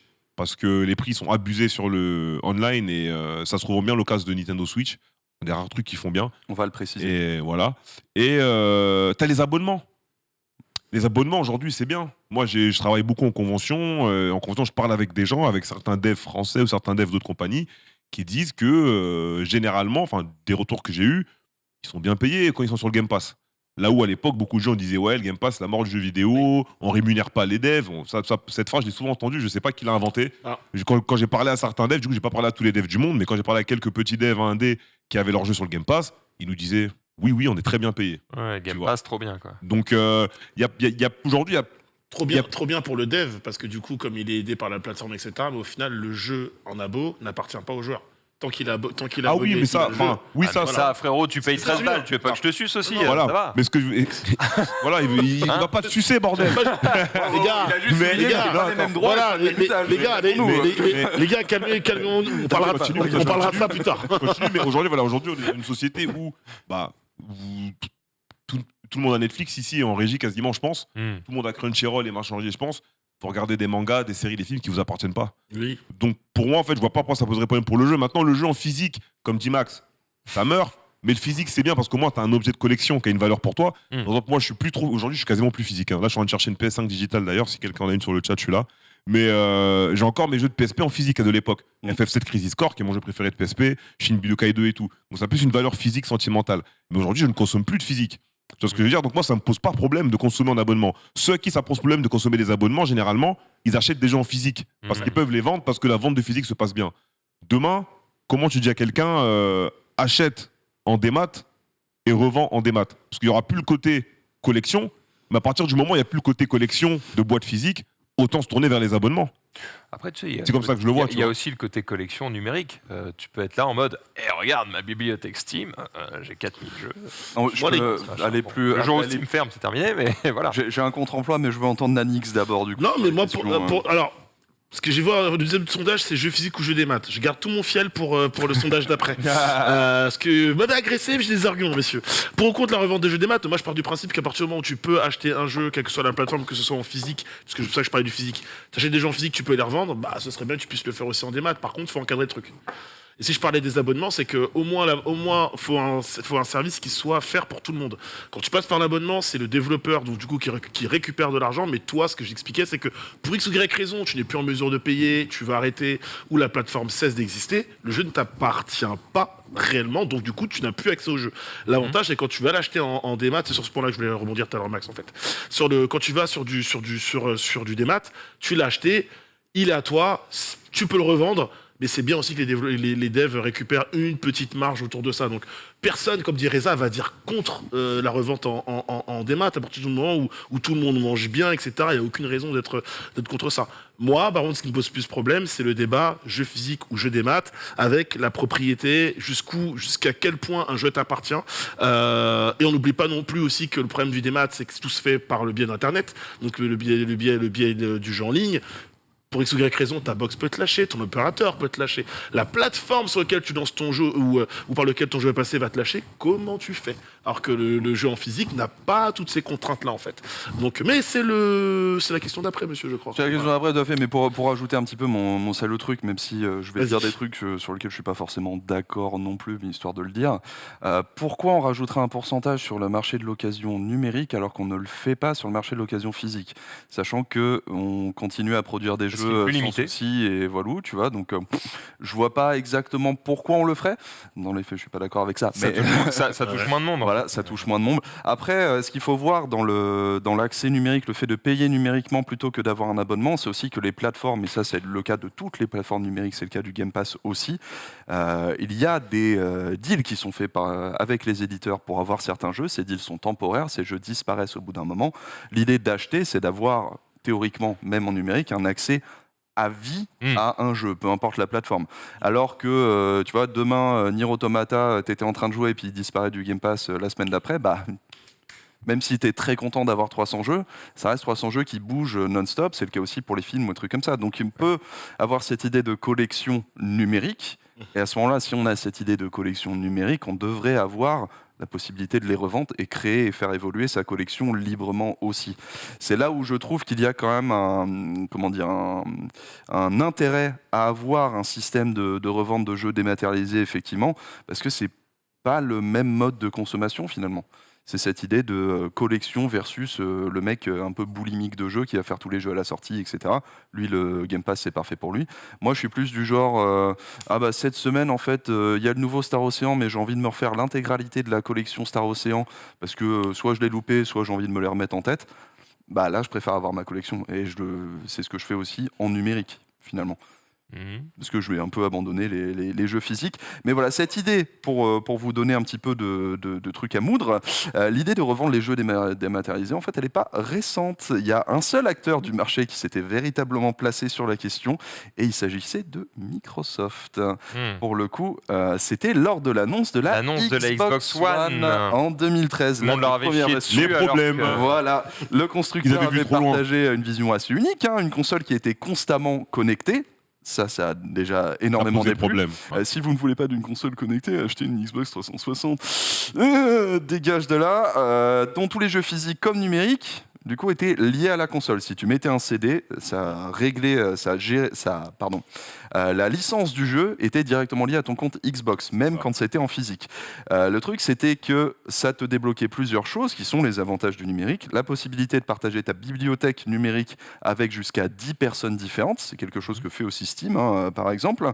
Et les éditeurs auraient eu la possibilité de laisser échanger ou revendre leurs jeux, qu'ils soient physiques ou numériques, chez des revendeurs participants. Ce qui veut dire du coup que le numérique aurait eu un marché de l'occasion, même s'il aurait fallu du coup des bornes spécifiques pour gérer ça, évidemment. C'est un modèle qui a choqué en 2013, on l'a dit, qui a conduit Xbox à revoir intégralement ses plans pour créer la console qu'on connaît aujourd'hui, mais qui avait aussi cet aspect novateur sur la vision de la possession personnelle d'un bien numérique. Après, aujourd'hui, ce qu'il faut également souligner, c'est que toutes les industries autres que le jeu vidéo sont passées au numérique. Le cinéma, comme la télévision, compte fortement sur les plateformes de VOD, à l'image des grands acteurs comme Paramount, qui ont créé Paramount+, Disney avec Disney+, Warner Bros, HBO, etc., etc. Sur le marché de la musique, clairement, c'est Apple+, Spotify, YouTube Music et consorts. Aujourd'hui, l'achat physique est plutôt un achat de collection plus qu'un achat de consommation. Ne pensez pas que le jeu vidéo, cependant, fait partie d'une catégorie à part, parce que sa transition est toujours plus en cours. Selon les chiffres GFK et GST de mars 2022, 76,9% des ventes de GTA V en 2021 ont été réalisées en numérique. Rainbow Six Siege va encore plus loin, parce que là, on est à 96%. Wow. Et FIFA 22 a fait de même avec 60% des ventes réalisées en numérique. FIFA, ça me surprend pas, c'est un jeu annuel et en fait les gens jouent pas vraiment à FIFA, ils jouent à FUT. Et comme FUT change tous les ans. C'est En justement fait, la version physique, elle sert pour les éditions collector et pour maman qui achète à Carrefour. Oui, clairement. En gros. Mais Parce que nous, on justement, n'achète plus vraiment en physique. Tu vois, si j'ai pris ces trois exemples, c'est basique. pour ça. C'est Oui. qu'on a un titre très Sur les codes. très PC et très hardcore gamer qui est Rainbow Six, où là, tout le monde joue sur Steam, donc tout le monde a l'habitude du numérique depuis très longtemps. Ouais. Donc ça, clairement, en fait, les hardcore gamers ont parfaitement intégré le numérique. Alors que c'était aujourd'hui. les plus gros râleurs au départ. Ouais, clairement, la sortie de Steam, c'était vénère. Quand les deux titres les plus grand public, donc FIFA et GTA V, en fait, maintenant, on est quasiment aux trois quarts pour GTA V. On est bientôt on est à plus de la moitié déjà pour FIFA 22. Donc, voilà quoi. Pour retrouver des chiffres encore plus récents, parce que là, on était au début 2022, on a les derniers chiffres de l'exercice en cours de Nintendo, si on pouvait les envoyer, qui ont été pris par Oscar Le Maire sur son tout dernier trimestre fiscal, on parle de septembre 2022, et qui est pourtant l'acteur qui a la stratégie numérique la moins agressive de tous. Et on peut voir que quand même presque 51% de ses ventes de software se font numériquement. Ouais. Sachant que ça compte aussi bien les transactions que les jeux. Dans le pur... Ça compte aussi les DLC. Voilà. Ah ça ouais, compte les ça DLC, triche. les abonnements, etc. Si Le on ne DLC, prend tu peux pas l'acheter que en les ventes de jeux, voilà, c'est ça. Si on prend vraiment que les ventes de jeux disponibles également en physique, on arrive à 26% des ventes. 26% des ventes C'est pas mal, quoi. sur une console Nintendo qui est Et très loin derrière en termes de mise en avant de plateforme internet. 26%, c'est énorme chez Nintendo, quoi. Après, évidemment, Il y a un autre point qui vient étayer un peu ce truc sur Nintendo. Je disais que le physique, ça sert pour les collectors et pour maman qui achète à Carrefour. En fait, j'ai oublié ma propre enfance. Ça sert aussi aux gamins qui a que de l'argent physique et qui On en parlait, ça. a revendu ses 3 jeux physiques pour obtenir les thunes d'acheter un autre jeu d'occasion. Et puis, On a tous fait ça, je pense, quand on était gosse. Et effectivement, ça, tu peux pas le faire en numérique. Mais Le fait qu'il y a encore est-ce que 2-3 ce serait pas un Micromania pour argument, acheter des trucs d'occasion, bon est-ce voilà. que ce serait pas un Ou le argument Bon pour la Coin. revente au numérique, justement puis pour même, les enfants de demain puis même les Pour gars, les enfants, ouais, c'est vrai. faut prendre en compte deux choses. Il y a aussi les gens qui sont pas très abos ou très plateforme. Il y en a encore. On a l'impression que comme ça écrase tout, que ce soit en streaming, en vidéo ou autre, ou pour le jeu vidéo, on a l'impression que tout le monde y est, mais beaucoup de gens sont pas forcément fans ou en ont une, mais ça n'empêchera pas d'acheter leur film en Blu-ray ou en DVD par exemple. Et puis la revente. On rappelle encore une fois parce qu'on en a parlé, on en parle là. La revente en démat, c'est assez compliqué. La revente en physique, tu vas dans ton magasin, tu te déplaces, tu chines. En plus, t'as... On se rappelle de la pub PS4. Ouais, et puis t'as plein d'enseignes qui font ça. Tu vas revendre par exemple 2 jeux, bim, t'as un bon achat de 10 balles ou 15 balles sur ton prochain jeu. Et si en plus t'as réservé ton prochain jeu, t'as encore 10 balles de revente. Donc ton jeu qui allait te coûter à l'époque, je sais pas, parce que là on parle des Et jeux aujourd'hui, des tous ces PS5 magasins sont en train de crever aussi. sont en train de hein, crever donc, aussi. bon, Oui, mais voilà, c'est peut-être pas un modèle économique très viable tout ça. bah, parce que c'est beaucoup d'argent mis sur quelque chose sur lequel il y a beaucoup de spéculation aussi. Tu ne sais pas combien tu vas récupérer d'argent et de profit de marge tu vas te faire sur la revente. Mais en tout cas, peut-être que pour l'entreprise, c'était pas faire, mais en tout cas pour le joueur, leur vendeur, c'était un modèle vachement sur cool. ça. hein. On a bien mangé. Pour donner justement les derniers chiffres, parce que là on se lance très clairement, parce que c'était l'exemple Nintendo qui est le moins probant. Chez Xbox, toujours sur le dernier exercice fiscal, on va retrouver une progression de 159% des abonnements au Game Pass PC. Bien sûr. À la base, quand le Game Pass au total revendique aux dernières nouvelles 25 millions d'abonnés, sachant que les dernières nouvelles c'est il y a un an de ça, parce que Microsoft ne donne pas beaucoup de chiffres là-dessus. Chez Sony, on a 45,4 millions d'abonnés au PlayStation Plus et on a un beau graphique qui, je pense, va parler de lui-même. Ça, c'est les ventes physiques de 2019 au dernier trimestre fiscal de 2022. Les ventes physiques sont exprimées en vert. En bleu, on a le hardware, donc ça, puis on s'en fout. En rouge, on a les ventes purement numériques de jeux. En jaune, les DLC et en violet, les services numériques, donc les abonnements. Faites la différence. Là, vous voyez le vert, là ? Ça, c'est les jeux physiques. Le rouge, c'est les jeux des maths. On parle même pas des DLC ou des microtransactions. Les microtransactions sont en... Et en jaune, c'est les en add-ons. jaune. Voilà. Ouais, la vache. Et en violet, Le donc c'est contenu, le abonnement. contenu. Donc de 2019 à maintenant, vous vous rendez compte que c'est les ça add-ons, représente ça 3 fois le truc. Hein. Marche de ouf. Après, les add-on content, ils vont être enfin, soit c'est pas à décorréler du physique. Tu peux acheter ta version boîte, ensuite ton add-on, tu vas le prendre en Exactement. ligne. Tu seras obligé de façon de faire. Mais si tu décorrèles avec juste physical et, digital, digital, oui, là, le oui. digital représente x3. Alors évidemment, il y a dans ce compte des jeux qui n'existent que en numérique. Tu peux le dire, Parce les qu'il y a fameux les indés, le free-to-play. il y a les free-to-play Voilà. également, etc. etc. Pas mentionné dans votre graphique, ça, monsieur. Hein Mais parce que le sujet va être mentionné après. Très bien. Les free-to-play, ça biaise un peu le truc, mais au final, aujourd'hui, moi, je pense qu'on peut pas se débarrasser du physique. Parce qu'on est sur une. On On a ne doit eu- pas même. je pense. Comment On ne doit pas même. On ne doit pas, tu vois, nous aujourd'hui on a la chance, la plupart ici on travaille dans le milieu du jeu vidéo, du coup on a amené à tester des jeux, donc la plupart des gens on les reçoit en clé, hein, on va pas se mentir. Oui. Par là j'ai acheté d'ailleurs 2 collecteurs God of War, j'en fais gagner un sur Twitter. Tu vois, mais je l'ai acheté. Hein. Mais sinon On généralement n'oublie pas. pour les reviews de N'oublie jeux, pas. voilà. Sur Twitter, en régie, c'est bon, hein. Non, on vous donne trop déjà d'amour là. Hein, mais bon, Il préférait plus Voilà. de collecteurs Paye et moins un amour, d'amour. paye un amour. et paye en amour. Non, mais ce que je disais Pas pour de vrai, c'est qu'on reçoit des clés. Mais en vrai, si j'étais amené aujourd'hui, enfin si aujourd'hui je travaillais pas du tout dans le monde du jeu vidéo, et comme à l'époque, je payais tous mes jeux tout seul, j'achèterais du physique. Ouais. Sur console, parce qu'aujourd'hui tu vas à Auchan, tu vas à Leclerc, tu vas à Carrefour, Tu l'as moins t'as cher. des prix acceptables. Oui, t'as des promos les Et premières semaines. le démat Day One va sur en Play parler. 5, c'est 80 balles. Et Sur, sur- Et les soldes, faut que tu attendes les grosses soldes, Voilà. type Black Friday et notamment. sur Xbox, moi sur Xbox, clairement, je vous le dis directement, dès que le Game Pass est sorti, je crois que c'est en 2017, j'ai vu l'offre, je l'ai Alors, prise directement. Oui Sur et non. Xbox et PC, moi. Bon, l'idée n'est pas spécialement de faire de la pub pour ça, Pas de mais pub, non. le marché gris des clés PC existe et les prix sont les mêmes qu'à Carouf, quoi. Ouais, les prix sont cassés. Mais après, Ouais, généralement, t'as plus facilement des jeux PC que des jeux console. Sauf Ça, que c'est vrai. l'argent que tu voulais Tu donner vois aux développeurs, il n'existe plus. Exactement. Si tu utilises ce marché gris. Parce Je que sais pas, c'est où ils ce- se fournissent, donc je Parce sais que, pas. en vrai, c'est pas l'occasion qui fait le plus mal aux développeurs sur PC, c'est ce marché gris à la con. Bah, les deux. Si tu remplaces le marché gris par un Mais non, parce système que- d'occasion où il n'y a pas d'argent qui va aux développeurs, c'est pareil. Hein. Mais ça ne fait pas mal parce que c'est juste le marché de l'occasion. C'est un bien physique que tu as déjà acheté. C'est ce qui importe, c'est le premier achat. Après, la seconde ou troisième main, on s'en fout. Elle fait Non, pas ça, partie je des suis pas bénéfices d'une d'accord, je suis pas entreprise. D'accord, c'est pas. Si tu c'est veux pas l'intégrer aux comparable bénéfices du d'une tout. entreprise, Tu c'est peux pas c'est un autre comparer. marché. Gros, tu peux pas comparer un jeu physique que j'achète à Pointe-à-Pitre. C'est très bien comme ville, Pointe-à-Pitre. C'est une très belle ville. C'est une très belle ville. Bien sûr, Nonix. Vive la Guadeloupe. Je suis à Pointe-à-Pitre. Oui. J'achète un jeu. J'achète God of War. Il va être très cher. Oui, il va être très cher parce que t'as le marché, t'as le pourcentage de vie chère en Guadeloupe. C'est beaucoup plus cher qu'en Europe, par exemple, en France. N'importe. Ah, c'est important, monsieur. hein. Imaginons que ce soit le même prix. C'est pas la question. Ah, si tu veux, vas-y. J'achète mon jeu à Pointe-à-Pitre. Je finis God of War, j'ai passé un très bon moment. Oh, mes bonnes 40 heures, là, je Et les tu vas ai à la bien- plage, du coup. Je vais fumer. Je vais à la plage, je prends le soleil. Je rentre chez moi, je fais, mais merde, on va pas gâcher de l'argent. Je vais pour le revendre. Ok. Le potentiel d'acheteur et le temps de revente, il est de X, d'accord. D'accord. Ta clé que tu as achetée à Pointe-à-Pitre, tu peux la revendre à n'importe quel connard aux États-Unis qui a envie de jouer à God of War 40 heures après sa sortie. Elle est vendue dans la seconde. Donc en fait, le mal fait aux développeurs, pour moi, n'est pas le même parce que Une clé, elle est accessible au monde entier. Un jeu physique, il est accessible que localement. Ça représente personne, tu vois.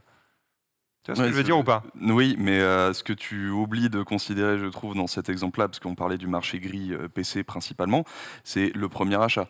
Le premier achat d'un jeu physique, le développeur va récupérer sa marge, aura fait ses bénéfices. Après, il tourne dans l'occasion. Ok, peut-être qu'il perd d'autres achats à cause du marché de l'occasion.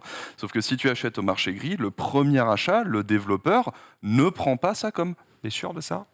C'est tout le principe de ces clés-là. La moitié de ces clés-là, soit elles sont prises sur un marché où Ils prennent moins parce qu'ils Pologne, prennent la marge. voilà, Ils prennent la marge où polonaise. est dégueulasse. Ils prennent la marge polonaise ou de la marge française, mais Et mec, prennent pas zéro. si les autres marges sont aussi basses, c'est parce qu'ils savent qu'ils peuvent recouper sur la marge des autres ventes. Si tu commences à comment dire, je vois où tu veux venir. Voilà. Mon propos, c'était de dire quand c'est Faut- pas des clés volées. le message qui était là de dire, c'était il faut garder le physique parce que en fait, si aujourd'hui Reza il achetait encore ses jeux, il les achèterait à Carrefour moins cher parce que la grande distribution permet d'acheter en tellement grande quantité qu'ils baissent les prix et qu'on peut avoir nos jeux à des prix normaux. Correct. Ouais. Ok.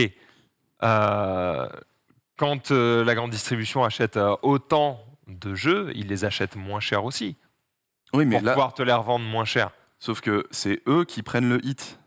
Et puis, s'ils font entre, ça, entre guillemets, les gars sont pas naïfs. T'as aussi, si, c'est eux. t'as aussi entre les grandes surfaces, donc les hypermarchés, etc., qui font ces prix-là. On passe à Auchan, Leclerc, Carrefour, on va pas tous les citer, je les ai tous cités. Du coup, quel con. T'as aussi des OP, ce qu'on appelle des OP, entre l'éditeur qui va vouloir mettre en avant. Par exemple, je pense à Call of Duty. Tu vas avoir une campagne nationale, par exemple, des Carrefour, c'était Ouais, le cas il y a c'est vrai, quelques ça. années, où le jeu va être dispo à 23h30, où les gens vont faire la queue des 21h pour être bien placés pour avoir leur jeu. Ça, c'est pas qu'une simple campagne nationale qui vient comme ça au pif.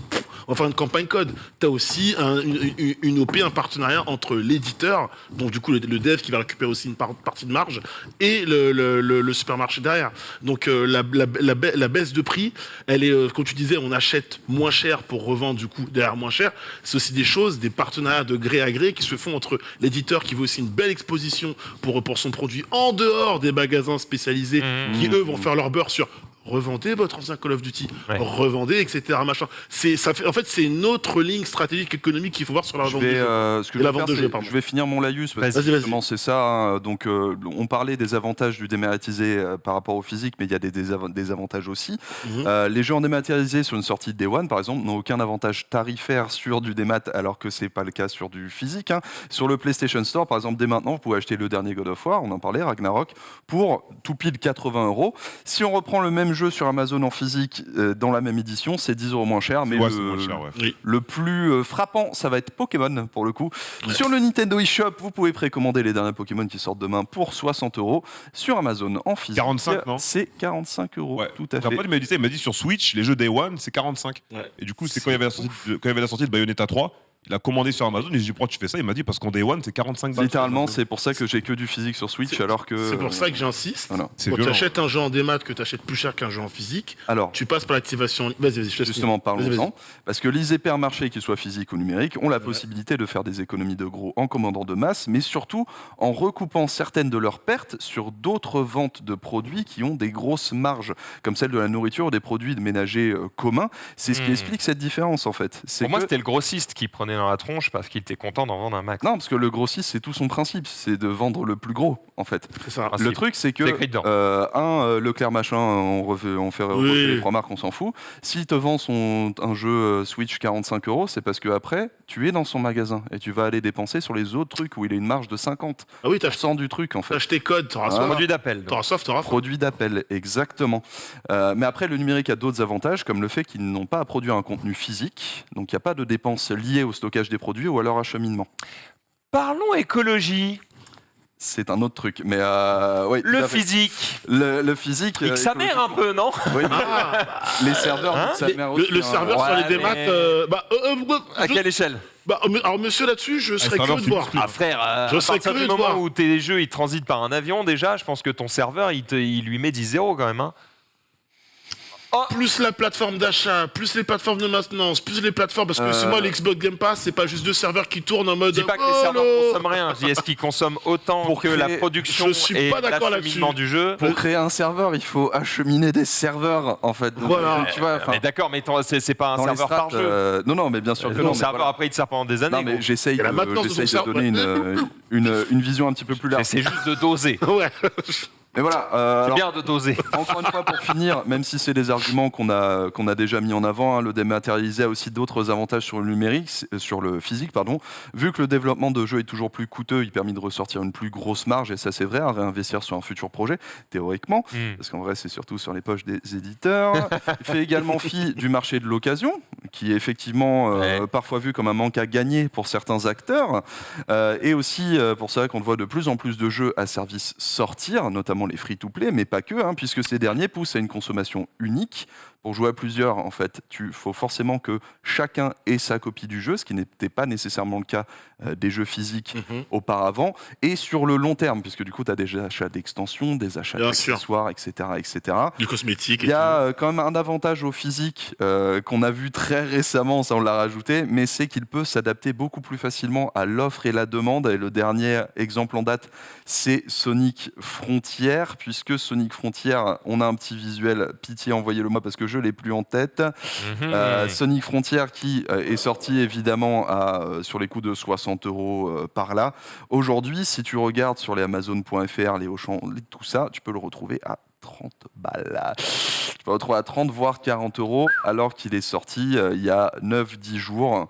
Parce que l'offre et la demande, hein, même s'il y a eu l'offre d'un Sonic Frontier, la demande n'est pas si folle. Et vu qu'il faut stocker et qu'on a envie de faire dégager les stocks très rapidement sur du physique, ça peut être avantageux aussi là-dessus Ouais.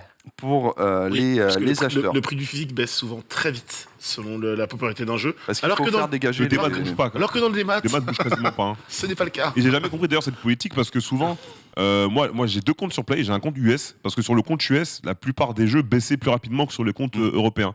Des fois, je disais à un collègue, rejoins-moi sur tel jeu de combat, le jeu a 3 ans et demi sur le store français Europe, il coûte toujours 60 balles, 70 balles. Et du coup, après, je l'envoyais sur le store US, il l'avait à 20 balles, à 25 $ US. Ouais. Donc, t'achetais les cartes USD en ligne et tout Je ça, peux et tu payais t'expliquer avec. pourquoi, si tu veux. J'aimerais bien, ouais, parce que j'ai jamais su Parce pourquoi. que, en fait, aujourd'hui, c'est plus trop le cas, fort heureusement, même si il y a quelques exemples. C'est que les sorties européennes de beaucoup de jeux un petit peu japonais ou un petit peu de niche font appel à des petits éditeurs locaux. Par exemple, tu parlais des jeux de baston, tu as Grand Blue Fantasy Versus, qui est le dernier exemple en date, où en Amérique et au Japon, enfin au territoire asiatique, il me semble que les deux sont gérés par Arc System Works, sauf qu'en Europe, c'est géré par Just for Games. Et donc ces éditeurs-là ont beaucoup moins de marge de manœuvre et se doivent d'avoir une marge plus importante pour survivre. Donc ils vont faire beaucoup moins de promotions et moins participer à ça que un gros éditeur qui peut encaisser ça, tu vois. Ok. Ça a été Ceci le cas aussi explique pour cela. Ghostlight Games ou des C'est trucs comme juste ça. pas le même éditeur. Voilà, mais aujourd'hui, plus ça va et plus les éditeurs, notamment japonais, font confiance au fait qu'ils peuvent se faire des thunes dans le En territoire européen. Et du Donc, coup, ils passent plus par un voilà. tiers, ils le font eux-mêmes. et- Voilà, c'est là où justement on peut enfin avoir ces sales, même si tu vois à l'époque, particulièrement de la PSP, du coup moi je douillais sévère sur les jeux parce qu'il n'y avait pas le choix, quoi. Mais il fallait bien soutenir les Ghostlight Games, les trucs comme ça qui nous sortaient le Persona 3 portable que personne voulait sortir, tu vois, à l'époque. Ok. Donc voilà, tout ça pour vous dire, parce qu'on a le gros truc, hein, c'est que le numérique est là, clairement, il est là pour Ouais, il est rester, là, il est hein, fort, il est là ouais. pour progresser même, hein, on le voit hier en hier. Du coup, la question c'est sous quelle forme il est finalement le plus acceptable pour tout le monde aujourd'hui, quoi. Parce que la base quand même de ce dossier, c'était de dire que la revente des jeux dématérialisés a été rejetée par la justice française. Donc, qu'on le veuille ou non, chais, hein, voilà, ça n'aura pour pas le lieu moment. pour le Pour moment. le moment. Pour le moment. Mais imaginons, ça existe. D'accord. Il n'y a plus de physique. Il n'y a plus de physique. Tu t'achètes tes jeux neufs ou tu attends que ce soit disponible d'occasion? C'est simple. En gros, c'est ça la question. C'est est-ce que tu attends? S'ils sont sur le Game Pass. S'ils sont pas sur le Game Pass, je peux acheter.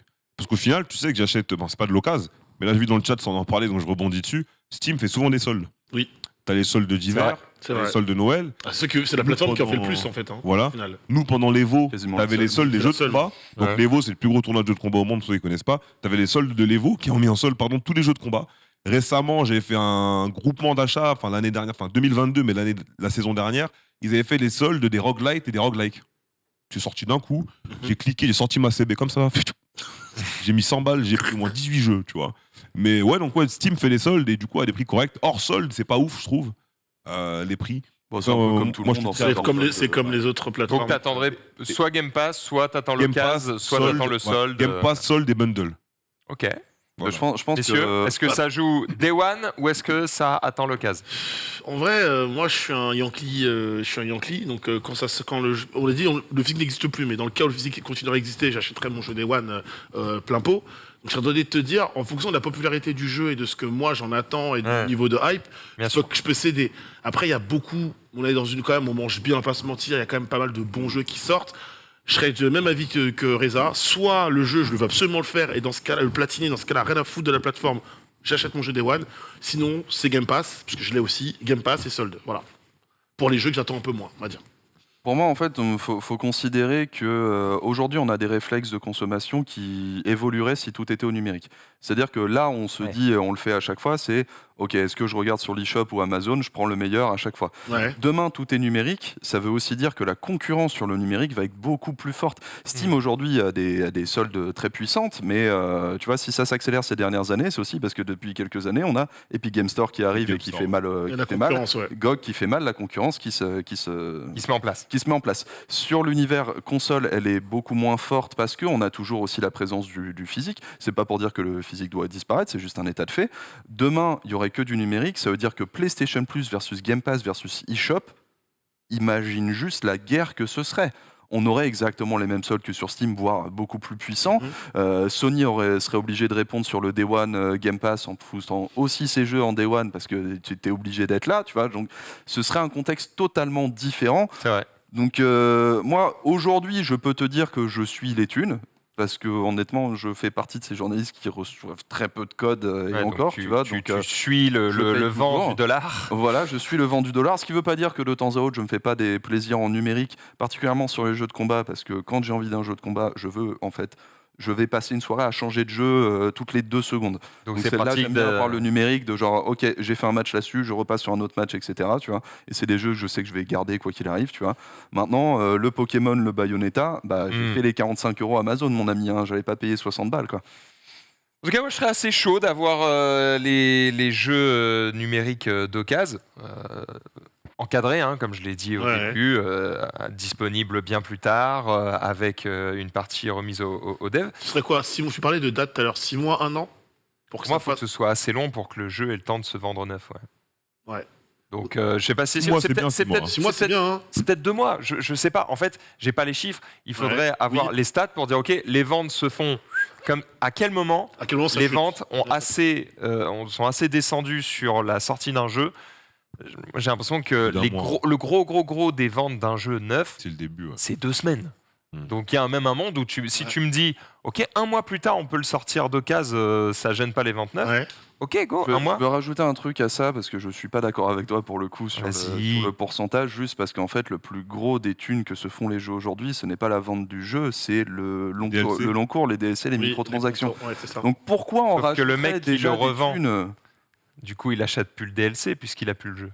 Mais on s'en fiche parce que le gars qui va l'acheter va acheter les DLC pour lui. Enfin, s'il l'achète, c'est qu'il veut participer au jeu quoi qu'il arrive. Mais le mec Pourquoi qui on garde le rajouterait jeu, encore des thunes sur de l'occasion, parce que le mec qui garde même en le jeu numérique, tu vois. et qui fait que l'autre mec est obligé de l'acheter neuf parce qu'il l'a pas pris d'occasion, ça fait que c'est 2 mecs qui ont la licence du jeu et que peut-être le premier qui ne pourrait pas acheter le DLC parce qu'il a vendu le jeu, il va voir le DLC et faire « Oh, je vais peut-être relancer le jeu et je vais peut-être acheter le DLC. » Et du coup, t'en vends 2 au lieu d'en vendre 1. Qu'il rachète, ouais. Tu vois ce que je veux dire? Il peut succomber à la tentation parce qu'en fait, il a gardé son exemplaire. Mhm. Alors que s'il l'a revendu, bah, il peut juste pas succomber ou alors il faut qu'il rachète le jeu, il le fera jamais. Mais que ce soit du numérique ou du physique, c'est exactement la même chose. Oui, non, là je parlais Ah, mais juste donc, du fait de c'est l'occasion. Oui, Sauf mais- que le physique Mais représente tellement sauf peu de ventes que du Osef. coup, pourquoi rajouter un pourcentage en plus en fait Pourquoi rajouter une zone comment dire de bénéfices pour les éditeurs dont ils n'ont pas besoin de toute évidence, puisque tout ce qu'ils font avec leurs jeux vidéo, c'est faire en sorte d'avoir des bénéfices supplémentaires dans tout, que ce soit dans leur campagne avec les DLC solo, que ce soit dans le multi avec, que ce soit les extensions, les trucs comme ça. Aujourd'hui, le marché est organisé pour faire en sorte qu'un jeu ne crève pas après le Day One. Donc pourquoi en plus rajouter un truc d'occasion, tu vois? Si encore on nous parlait d'un jeu Toi, en ton cartouche propos, comme à l'époque, tu vois... Ton propos, c'est tant pis s'ils perdent de l'argent parce qu'ils vendent moins de jeux, parce que les jeux s'échangent entre eux, ils le récupéreront sur les DLC. Ce que je veux dire, c'est... Ça, ton propos. Non, mon propos, c'est qu'ils ne perdent pas d'argent, puisque si tu veux rajouter à l'occasion un nouveau bénéfice dans le numérique, c'est des bénéfices qu'ils n'avaient pas dans le physique, et le marché s'est déjà organisé sur le fait que l'occasion ne fournissait pas de bénéfices supplémentaires. Donc je pourquoi crois que là où on ne se comprend pas, bénéfices d'un coup, tu je vois? crois que là où on ne se comprend pas, c'est que les ventes de jeux d'occasion en physique, encore une fois, j'ai pas de chiffres, mais dans la mesure où c'est local, c'est quelque chose qui va représenter, j'en sais rien, 10 000 ventes d'occasion, tu vois. Le jour où tout ça passe en numérique, ça passe à 1 million d'un coup. Ça va tellement faire... Plus jamais j'achète un jeu neuf le jour où tu peux acheter d'occasion tes jeux numériques. Honnêtement, Jamais de la vie, gros. pour moi, le physique, c'est un peu plus que ça en revente. Parce que je suis d'accord sur le côté local, dans le sens où tu vas pas, quand tu revends ton jeu et que tu vas au Micromania du coin, c'est pas le mec qui habite à 500 000 km qui va l'acheter, mais tu verrais le nombre de gens qui vont en boutique pour acheter des jeux d'occasion.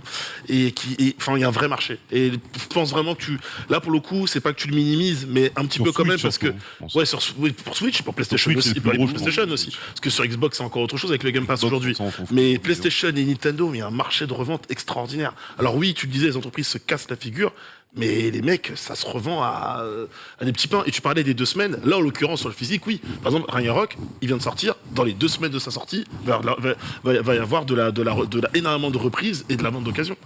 C'est peut-être même là, la période là, de sortie du jeu sur le mois qui D'accord, suit. je dis pas que ça n'existe pas. Ok, d'accord. Je dis que c'est... Non, c'est le chiffre qui me paraissait bas. je En dis que fait, c'est- voilà. Bien sûr, je dis ça au pif. Ok. Je dis que c'est tellement minime par rapport au jour où ça devient numérique, quoi. Enfin, en fait, les gens que tu vois dans un magasin, Ouais. c'est rien par rapport au nombre de personnes qui j'ai une existent et qui question. font des transactions. Le nombre de personnes que tu vois dans un concert pour voir un artiste, c'est rien par rapport au nombre de mecs qui connaissent cet artiste et qui l'écoutent sur Spotify ou quoi. Ouais. Tu sais, quand tu dis « Ah putain, j'ai fait un concert au Zénith, il y avait 2500 personnes », super, c'est le nombre de personnes qui nous regardent. Enfin, tu vois, c'est tellement rien, les gens que tu vois en physique, par rapport au nombre de personnes qui consomment et qui existent, que le jour où ça devient numérique, j'ai l'impression que c'est une perte financière colossale pour les éditeurs.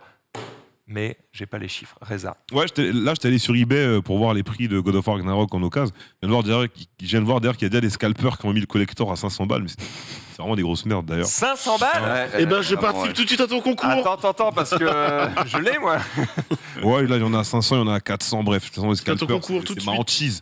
Mais bref, moi, où je voulais revenir, c'est que aujourd'hui, le marché de l'occasion, il se définit parce que tu revends un produit utilisé, une boîte ouverte, usée. Comment tu définis le prix d'un jeu démat en occasion? L'offre et la demande. Comme le marché Steam actuel. Alors en fait, S'il y a un mec qui le met à 55 au lieu de 60 et qu'il y a des mecs qui l'achètent, bah ça vaut 55. Du coup, Et en chacun fait, met si son toi prix. tu veux vendre le tien, bah, tu vas le mettre à 54, à 53. Bah, comme le marché Steam. Ouais, actuel. chacun met son prix, après ça donne un équilibre, le dernier vendu. Ça le va premier s'équilibrer vendu. tout seul. En fait, c'est ça pour moi le vrai sujet, tu le soulignes bien, c'est que quand tu passes au numérique par rapport au physique, fut un temps t'achetais un objet, et du coup l'état de l'objet influençait la valeur de l'objet, tout bêtement, alors qu'en numérique, tu payes un droit d'accès. Il n'y a pas de gradation dans le droit d'accès, sorti de, effectivement, un mec peut se dire, bah moi j'en ai rien à foutre, je le mets à 20 balles, Ouais, c'est et ça. un autre peut se dire, bah j'ai besoin de 50 balles, tu vois. Dans les MMO, ça fonctionne, tu vois, quand tu as des systèmes d'échange de monnaie ou quoi. Là, régulièrement, j'ai joué à Lost Ark dernièrement. Effectivement, tout est géré sur l'offre et la demande. Alors, effectivement, tu peux avoir des mecs qui baisent le système parce qu'ils achètent tout d'une ressource et que. Ouais, c'est l'offre et la demande. S'il y a beaucoup de demandes et qu'il y a peu d'offres, le truc va coûter Mais cher. la vraie question... La seule différence, c'est que là, il y a la vente neuve qui met du coup un palier. Ça ne peut Oui. pas dépasser ce prix-là, puisque au-delà de ce prix, Tout tu de préféreras l'acheter neuf. Bah oui. Donc en gros, tu sais que l'occasion sera toujours moins chère que le prix du neuf. Ouais. Bon, bah parfait. Mais la vraie question que ça pose au bout, c'est quelle influence ça va avoir sur les jeux. Parce que si tu vends un droit d'accès, ça veut dire aussi que tu as besoin, si tu veux avoir le plus de ventes possible, que tout un tas de gens en même temps veuillent accéder à ton jeu. Parce que sinon, effectivement, pour un jeu solo, par exemple, qui te dure un mois à faire, tu vois, À la Ça fin veut de dire ce que tu mois-ci, vas- tu le d'accord. repasses, Tu vas etc., créer ton etc. jeu différemment pour Voilà. pousser les gens à ne pas attendre un mois et à Voilà. jouer tout de suite. Sauf Ouais, c'est que, vrai. c'est En vrai. fait, le truc qui m'amuse par rapport à ça, c'est qu'on pourrait se dire, ah, ça va être une révolution, etc. C'est déjà le cas aujourd'hui, en fait. Destiny 2, c'est exactement ça. Fortnite, c'est exactement ça. Enfin, c'est un droit d'accès. Le truc, c'est qu'effectivement, le droit d'accès est gratuit. Mais toute l'économie est faite autour de ça. Et plus ça va, et plus les jeux deviennent ça. Est-ce que ça risque de tuer le jeu solo, par contre ? Oui. Un jeu comme God of War, si tu peux attendre 2 semaines pour le faire, effectivement, il y a des mecs qui vont juste attendre, revendre leurs clés après, particulièrement sur les jeux qui ont des histoires assez courtes, parce que du coup, il y aura des mecs bien doseurs qui vont te le faire en 12 heures. T'attends même pas 48 heures, tu l'as après, quoi. On va devoir enchaîner, les amis, parce qu'il y a quelques tests à faire et qu'il nous reste une quinzaine de minutes maintenant. Je terminerai juste en disant que le petit plus sur la vente d'occasion en numérique, si un jour elle existe, par rapport au physique, c'est que t'as pas à voir les gens. Moi, c'est un truc qui me ferait bien. Pas Aller sortir chez le un cul mec du sur le canapé. bon coin pour dire hey, je te file un billet de 10, tu manges. Ah, la flemme, putain. Mais même Après, Là, ça, si ils c'est ont en un- numérique, Tu sais, tu peux envoyer ton jeu par la poste. il faut te fait payer la un Lydia. poste. Qu'est-ce Il te que je fait- vais il te fait un payer PayPal, hein, la La poche, j'ai Lydia. la flemme, la poste, moi. Il te fait un PayPal et un Lydia. Enfin voilà. Gros, Ça, je vais pas prendre des RTT pour aller à la poste, attendre 15 heures, qu'ils aillent se faire foutre. Très bien. Les tests, c'est maintenant. Jingle. Jungle. Otaksu, encore lui? Non, il va la fermer 2 secondes. On fera Ok. son test après. Fair enough. On va respirer et donner la parole à Reza qui va nous parler de sa manette. Oui, j'ai ramené une manette. Et putain, le seul jour où j'aurais dû prendre un micro-casque, j'ai pris un micro-main. Donc j'ai ramené une manette, peut-être que certains dans le chat la connaissent, la Non, on la Astro connaît bien, ouais. C40. Je sais pas si en plateau vous l'avez connaissez ou si Ouais, en tu vois, plateau tu vous l'avez fais- déjà utilisé. Tout le monde a déjà parlé de cette. Est-ce que tu veux mon micro? Bon, On non, échange, on si tu veux. Bon, on va se débrouiller. Sinon, tu as la caméra, tu montes la manette pendant que tu Ouais, fais ouais, l'explication. Ça, ça va plus vas-y, vite. vas-y. On va se débrouiller. Je vais la reprendre après parce que je vais devoir la démonter. Ouais. Ou je vais te laisser la. Tiens, je vais te laisser la démonter. Ouais. Oh putain, Oh là Reza là, qui eh. laisse la démonter. Ah, Ça, c'est beau. c'est Clippé, pardon. C'est bizarre. Il va devoir la Clippez-moi démonter. ça. Donc, voilà, je vais présenter les boutons. Donc on commence par le prix ou on le garde à la fin le prix. Non, le prix à la fin. À la frérot. fin, à la fin. Enfin, le prix à la fin. Fais comme Pépé. Pépé, c'est le prix, c'est à la fin. Le prix à la fin. Voilà. Ok, donc on est sur une manette, on va dire, je pense, premium. Hein. Dans ses capacités, j'ai présenté récemment la manette Xbox Elite V2, mais c'était la version Design Lab qui vous permet juste de mettre les couleurs que vous voulez et compagnie. Mais en soi, on est sur du bon et très bon stuff. On sait que par exemple les joueurs PC ont préféré à l'époque passer sur des claviers mécaniques. Donc ce qui est pas mal ici, c'est que le D-pad va être une sorte de D-pad mécanique. Je te laisse appuyer sur les boutons max pour que tu le sentes toi-même sur les directions. Ah oui. Là, c'est des clics. On est sur des sent. clics, on est sur 4 directions sur des clics. C'est une manette que Donc, c'est des switches, mais pas une membrane, quoi. Merci beaucoup pour la précision. Il a toutes les réponses, j'aime bien. Tu vois N'oublie pas, c'est le zoomuteur Et, en chef. le zoomuteur en chef. Derrière, du coup, là, tu as les 4 Il y en a directions, 8. donc c'était une manette 8. Ouais. Tu as les 4 en mécanique, et après, tu peux appuyer sur les 2 en même temps, en fait. D'accord, il n'y a Pour pas faire, les d'entre-deux. C'est les Exactement. deux en même temps. En fait, t'as ok. pas de. Enfin, si on prend en numpad dans le vocabulaire jeu de combat, t'as pas le 9 et le 3. C'est que tu appuies en même temps, en fait, les deux, et ça fait les doubles clics. Si tu appuies diagonale, tu entendras les doubles On clics sent le clic, clic, clic, clic. qui vont faire les directions. Donc là, on est pour le moment sur une manette asymétrique. On a pareil les gâchettes comme d'habitude. Derrière la manette, on a 2 boutons, donc comme des palettes, mais c'est pas vraiment des palettes. Donc on a UL et je ne sais plus quoi L, l'autre côté. Donc palette gauche, palette droite. À côté des palettes, tu peux remonter les bails juste au-dessus, qui vont te permettre en fait de passer les gâchettes en clic. Ah, là. Voilà, c'est ça, les gâchettes derrière. Non. T'étais Ah, sur tu le parlais de ça? Ouais, t'étais Ah, tu parlais des boutons rouges là? Exactement. Si tu le remontes, voilà, ton R2, ça devient ton R2 au-dessus Ah oui, devient un d'accord. clic au lieu d'être une gâchette. Donc Oui, quand c'est pas d'accord. activé, tu as la gâchette, donc bien pour les jeux de voiture et autres. Quand tu l'actives, ça devient un clic. Ça devient un clic à peu près à demi. Là, c'est déjà pas mal, mais ce qui est compliqué, c'est que sur la manette Xbox Elite V2 que j'ai ramené la dernière fois, on a 3 niveaux. Donc, sauf que là, on a que 2 niveaux. Et là, on est sur le deuxième niveau que ça nous ramène à moitié. On met quand même plus de temps à traverser pour avoir le clic que sur la manette d'Xbox qui avait le troisième niveau Ouais, qui permettait de ça me l'appuyer. rappelle la manette de GameCube, en fait, un peu là, visuellement, ce côté où même si c'est un 0-1, tu dois quand même appuyer un Tu peu. dois quoi. quand même appuyer un peu pour aller la chercher, ouais. Exactement. Du coup, tu as ce côté-là. Au-dessus, tu as un côté sans fil et en classique. Tu as un côté aussi avec 2 modes. Donc, tu as le mode 1 ou le mode 2 parce que toute la manette est reprogrammable sur ordinateur. Donc, quand tu branches ta manette à l'ordinateur, tu as un logiciel qui va avec que tu récupères sur le site d'Astro qui te permet de reprogrammer ta manette sur la zone morte, sur les boutons et de modifier pas mal de choses que tu pourras ensuite activer ou non avec la manette. Maintenant, la grande spécificité de la manette, et là je vais te demander de prendre justement ce mini C'est tournevis. sa matière aussi, parce qu'elle est. Ouais, la douce. matière, elle est vraiment douce, elle est bonne. J'oublie le nom de la matière exacte, mais on est clairement, voilà, on est sur du premium. Tu le sens au toucher que tu. Elle est c'est faite pas en une manette BM à 60 aussi. euros, tout voilà, ça. y a- Donc ça, c'est pas mal dessus. Possible de régler la dureté des sticks, oui. La zone morte, oui. Je vais demander de prendre le tournevis et de Ouais. déverrouiller, enfin d'aller Si. sur les 4 points, voilà exactement Ça. les 4 points que tu vois exactement. Et on va les ouvrir. Donc côté gauche, tranquillement, il n'y a pas besoin d'aller fort, c'est tout calme. Et c'est là que la manette est intéressante, c'est parce que nous sommes, mesdames et messieurs, t'es pas obligé de les enlever, juste tu Ah, juste tu dévisses. Tu Ouais, les juste tu laisses. dévisses et après c'est bon. C'est là que la manette est intéressante, mesdames et messieurs, parce que nous sommes en fait sur une manette universelle. Là où la guerre fait rage, enfin non, la guerre fait pas rage, parce que depuis la première Xbox et la GameCube, on a des Ah. manettes asymétriques. Il y a Sony qui embête tout le monde avec les manettes symétriques, dont je ne suis personnellement pas très fan sur Ok. les joysticks. Je préfère les joysticks en haut. Personnellement, pour les jeux, j'utilise le joystick. Je préfère le D-pad en haut. Pour les jeux, j'utilise le D-pad, donc les jeux de combat.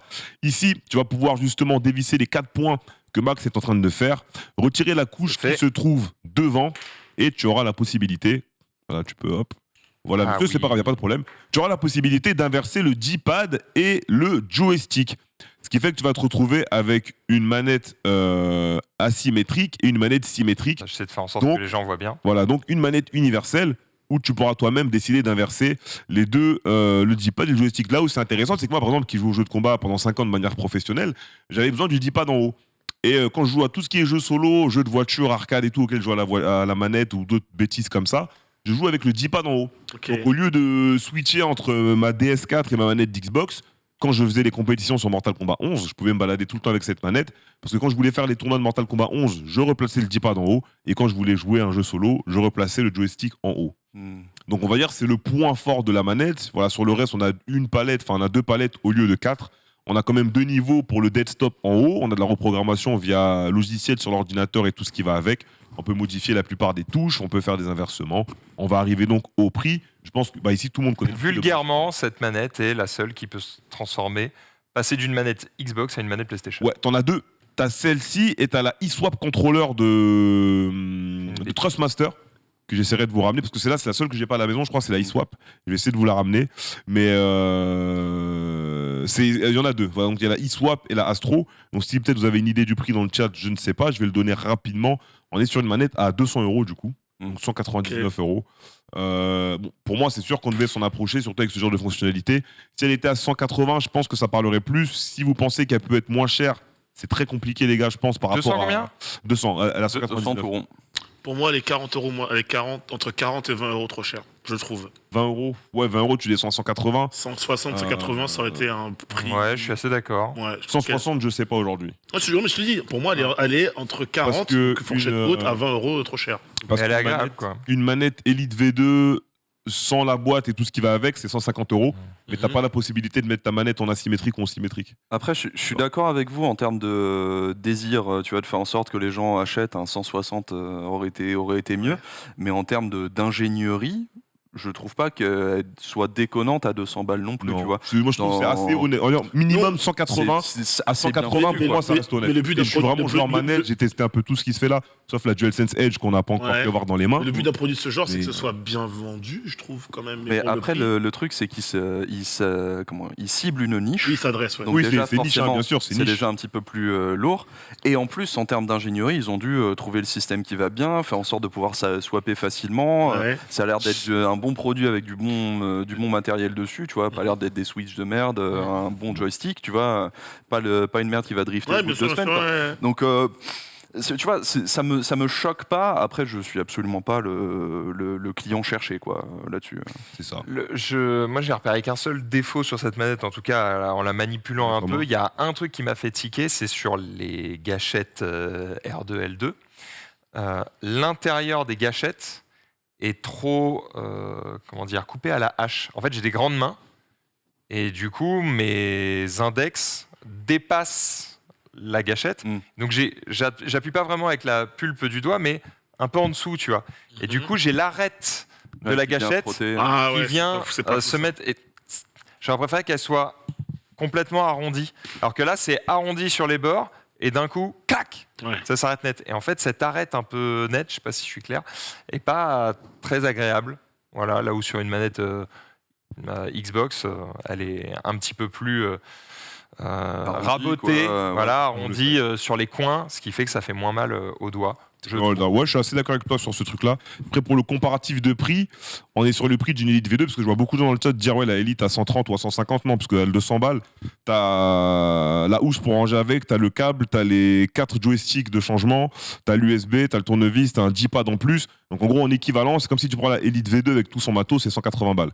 Donc à 20 € de différence, tu as une manette que tu peux choisir de mettre de façon universelle en symétrique ou en asymétrique, contre 180. Moi j'ai les deux. En termes de toucher, du coup je joue pas au jeu de combat avec la Elite V2 puisque le joystick est en haut. Donc pour tout ce qui est jeu solo et tout, je joue avec la Elite. Ça c'est une manette que j'avais prise à l'époque, j'avais eu pour Mortal Kombat 11 quand je faisais de la compétition. Comme je le disais, je pense que ça reste très niche. Donc si nous sur Mortal Kombat, t'as plein de joueurs qui jouent avec, Sonic Fox et d'autres grands joueurs de jeux de combat. Mais tu t'adresses pas dans tous les cas à un grand c'est public. de là que je la connais. Et oui. Ah, c'est là-bas que tu avais C'est connu Sonic Fox. Sonic Fox aussi jouait avec, ouais. Je me souviens maintenant. En tout cas, la manette est trop chère pour 87% du chat. Donc, Ouais, 200, ça fait un peu voilà. cher. Pas un mauvais produit, mais d'occasion, peut-être. En physique. D'occasion en démat. Voilà. Merci Reza pour De rien, ce les test gars. de la manette Astro C40 TR. Vous avez le nom complet désormais, faites-vous plaisir. Si besoin pour finir, Max, tu veux des verres Tesla à 25 €? On parlera peut-être la semaine prochaine. Je jetterai un œil sur ça un peu plus tard. Pour le moment, on va laisser Otaksu nous parler de son PC portable Microsoft Surface Laptop 5. Tu as 5 minutes. En 5 minutes, allez, on est parti. Donc évidemment, la toute dernière génération d'ordinateurs portables Microsoft, sauf que cette fois-ci, on est sur un Surface Laptop. Ça veut dire que ce n'est pas un transformable, mais ça veut aussi dire que c'est un petit peu plus accessible. Pour vous spoiler le prix immédiatement, c'est 1179 €. Ça, par contre, c'est le prix de départ. Notre configuration de test, c'est un i7 12055U. Donc c'est le cran un petit peu au-dessus, 16 Go de RAM LPDDR5X. Mais je te l'ai dit. Ah, d'accord. À la voilà. fin. Et un stockage de 512 Go. Alors, faut voir qu'on est quand même sur un produit Surface. Et le produit Surface, c'est pas déconnant du tout. Déjà, l'écran, 13,5 pouces, mais surtout ratio 3:2. L'habituel pour Microsoft qui adore avoir ce truc, parce que ultra productif, tu vois, énormément de trucs effectivement sur un truc genre un Word ou un truc comme ça, tu vois. On est sur une définition qui est Quad HD ici. Alors, c'est une définition Quad HD+, parce que 3/2. Mais on est sur un écran tactile également, 10 points, j'ai oublié, mais 60 Hz. Et surtout, là où il y a une petite déception à mes yeux, c'est qu'il ne supporte que le sRGB, l'espace de couleur sRGB, là où beaucoup d'ordinateurs dans cette même catégorie de prix sont passés au DCI-P3, parce que c'est aujourd'hui la gamme de couleurs la plus répandue. J'aurais apprécié voir du DCI-P3, maintenant c'est un sRGB qui est très bien calibré, donc pour le coup, c'est pas si mal. C'est sur la luminosité aussi maximale où je suis un petit peu déçu parce qu'en SDR on est à 401 candela mètre carré, sachant que vu que c'est un écran tactile, c'est un écran qui va être glossy, donc compliqué à lire au soleil et en plus tactile, donc trace de doigts, voilà. Là-dessus un petit 450 voire 500 candela mètre carré m'aurait fait un petit peu plus plaisir, mais ça reste quand même un écran qui te met une belle claque, surtout un design qui te met une belle claque. On a 1,3 kg sous la main, de l'alu comme s'il en pleuvait, le petit revêtement Alcantara ou Alcantara. Il est vachement cool. Très beau. Oui. Voilà. L'Alcantara, c'est top tier. Hein. C'est très C'est très top tier. Particulièrement là, avec les chutes de température, là où tu vois, j'aurais tendance à me geler les poignets à chaque fois que je touche un ordinateur en métal. Là, c'est la douceur, le clavier super bien rebondi, un grand pavé tactile, évidemment Windows Précision, ça fait toujours zizir. Maintenant, on va parler des trucs qui font mal, évidemment sur le côté. Surface Connector, donc le port Surface propriétaire, et ici c'est la Zermi avec un seul USB-A, un USB-C, même si Thunderbolt 4, pardon, et un combo jack. léger, hein. C'est très très léger, sachant que bon, le Surface Connector c'est bien sympa parce que c'est aimanté à la Apple, etc. Parce qu'il est possible aussi d'avoir des extensions qui l'utilisent, mais ça reste un port propriétaire, surtout de l'autre côté, s'il te plaît, un port propriétaire qui prend beaucoup de place, comme tu peux le voir, une place qui aurait pu être prise par 2 USB-C supplémentaires, par exemple. Tu pouvais les mettre à côté. Hein. Voilà, Tu aurais pu en mettre au moins un à côté du ou port juste à un propriétaire. moment abandonne ton port propriétaire, sachant que même toi aujourd'hui, aujourd'hui, Microsoft, et tu le sais parce que je l'ai testé en même temps, tu fais des accessoires qui sont Thunderbolt. Donc assume-le jusqu'au bout, fais que du Thunderbolt. Surtout, par contre, il y a un gros sacrifice sur cet ordinateur, il faut être au courant, c'est que il thermal throttle. C'est-à-dire que sur sa puce i7, on n'a pas l'intégralité de la puissance qui est capable d'avancer cette puce-là. J'ai testé en même temps en plus un autre ordinateur qui a cette puce-là. Pour vous donner un ordre d'idée sur un Cinebench, pour ceux qui connaissent, normalement cette puce fait du 8005, un truc comme ça. Ici on est à 6000 quand ça va bien, c'est-à-dire quand l'ordi est très froid, sauf qu'au bout de 10 minutes il passe à 4700. Donc on est potentiellement à un peu plus de la moitié de la puissance qu'elle devrait développer, mais ça s'excuse pour un fait, c'est un choix très clairement de Microsoft, c'est que cet ordinateur, peu importe ce que tu fais dessus, ne fera jamais aucun bruit et est très peu chaud. Eh oui. Ok. Bah, de toute façon, il n'y a pas vraiment de quoi respirer Voilà. par cette Donc, petite ligne. Est-ce que vous pouvez admettre un sacrifice de la sorte? C'est pas le mien, je dois le rendre. Et si je le rends péter, c'est moi qui le paye. Merci, mais fais pas ça. J'aime bien vous faire câbler à chaque fois. Donc c'est Ça coûte quelque combien part, ça démarre à 1179 €, sachant que en fait cette Ça va. configuration Oui, ça i7 que j'ai testée, je ne vous la recommande pas parce que cette année le i5 et le i7 sont 5% de différence de performance, donc prenez le i5. Par contre la première configuration est à 8 Go, 16 Go c'est quand même de RAM, c'est quand même un petit peu mieux. Ouais, ouais. Ça augmente de 100-200 à peu près. En gros, le prix est pas mauvais si vous voulez une expérience très premium, très surface, sachant que là on a, tu vois, genre toutes les mises à jour sont gérées par Windows lui-même, il n'y a pas de logiciel, logiciel publicitaire préinstallé et tout. L'expérience est vraiment là, l'écran est magnifique. Mais si tu le veux pour la performance, va sur un autre ordinateur immédiatement, les Dell ou les trucs comme ça, parce qu'il n'est pas fait pour ça. C'est un bon équilibre pour une expérience premium qui fait du bien, qui fait pas de bruit, qui chauffe pas beaucoup. Mais la puissance est La haute part. puissance brute, voilà. Ouais, c'est c'est que autre part. si vous n'avez pas besoin de puissance Si vous brute. voulez Mais du coup, si vous n'avez pas silence. besoin de puissance brute, il y a peut-être des trucs moins chers qui vous suffiraient. Ah, mais On sait, l'expérience surface, c'est du tu l'as premium. vu en Alcantara et tout. C'est le Apple fait de bien. Windows, c'est ça? C'est Complètement. le Apple de Microsoft. Complètement. Bon, sur ce, les amis, on est arrivé déjà au bout de ce JDH. On espère que vous avez passé un bon moment avec nous et que vous êtes définitivement fait un avis sur la vente d'occasion, parce qu'on a quand même passé une petite heure dessus. C'est vrai. On vous fait des bisous, on se donne rendez-vous la semaine prochaine pour un nouveau journal du hardware. Et tout de suite, c'est le récap. Merci les amis d'avoir été avec nous Merci à autour toi. de ce plateau, derrière votre écran ou en régie. Ciao! Des bisous! Bisous.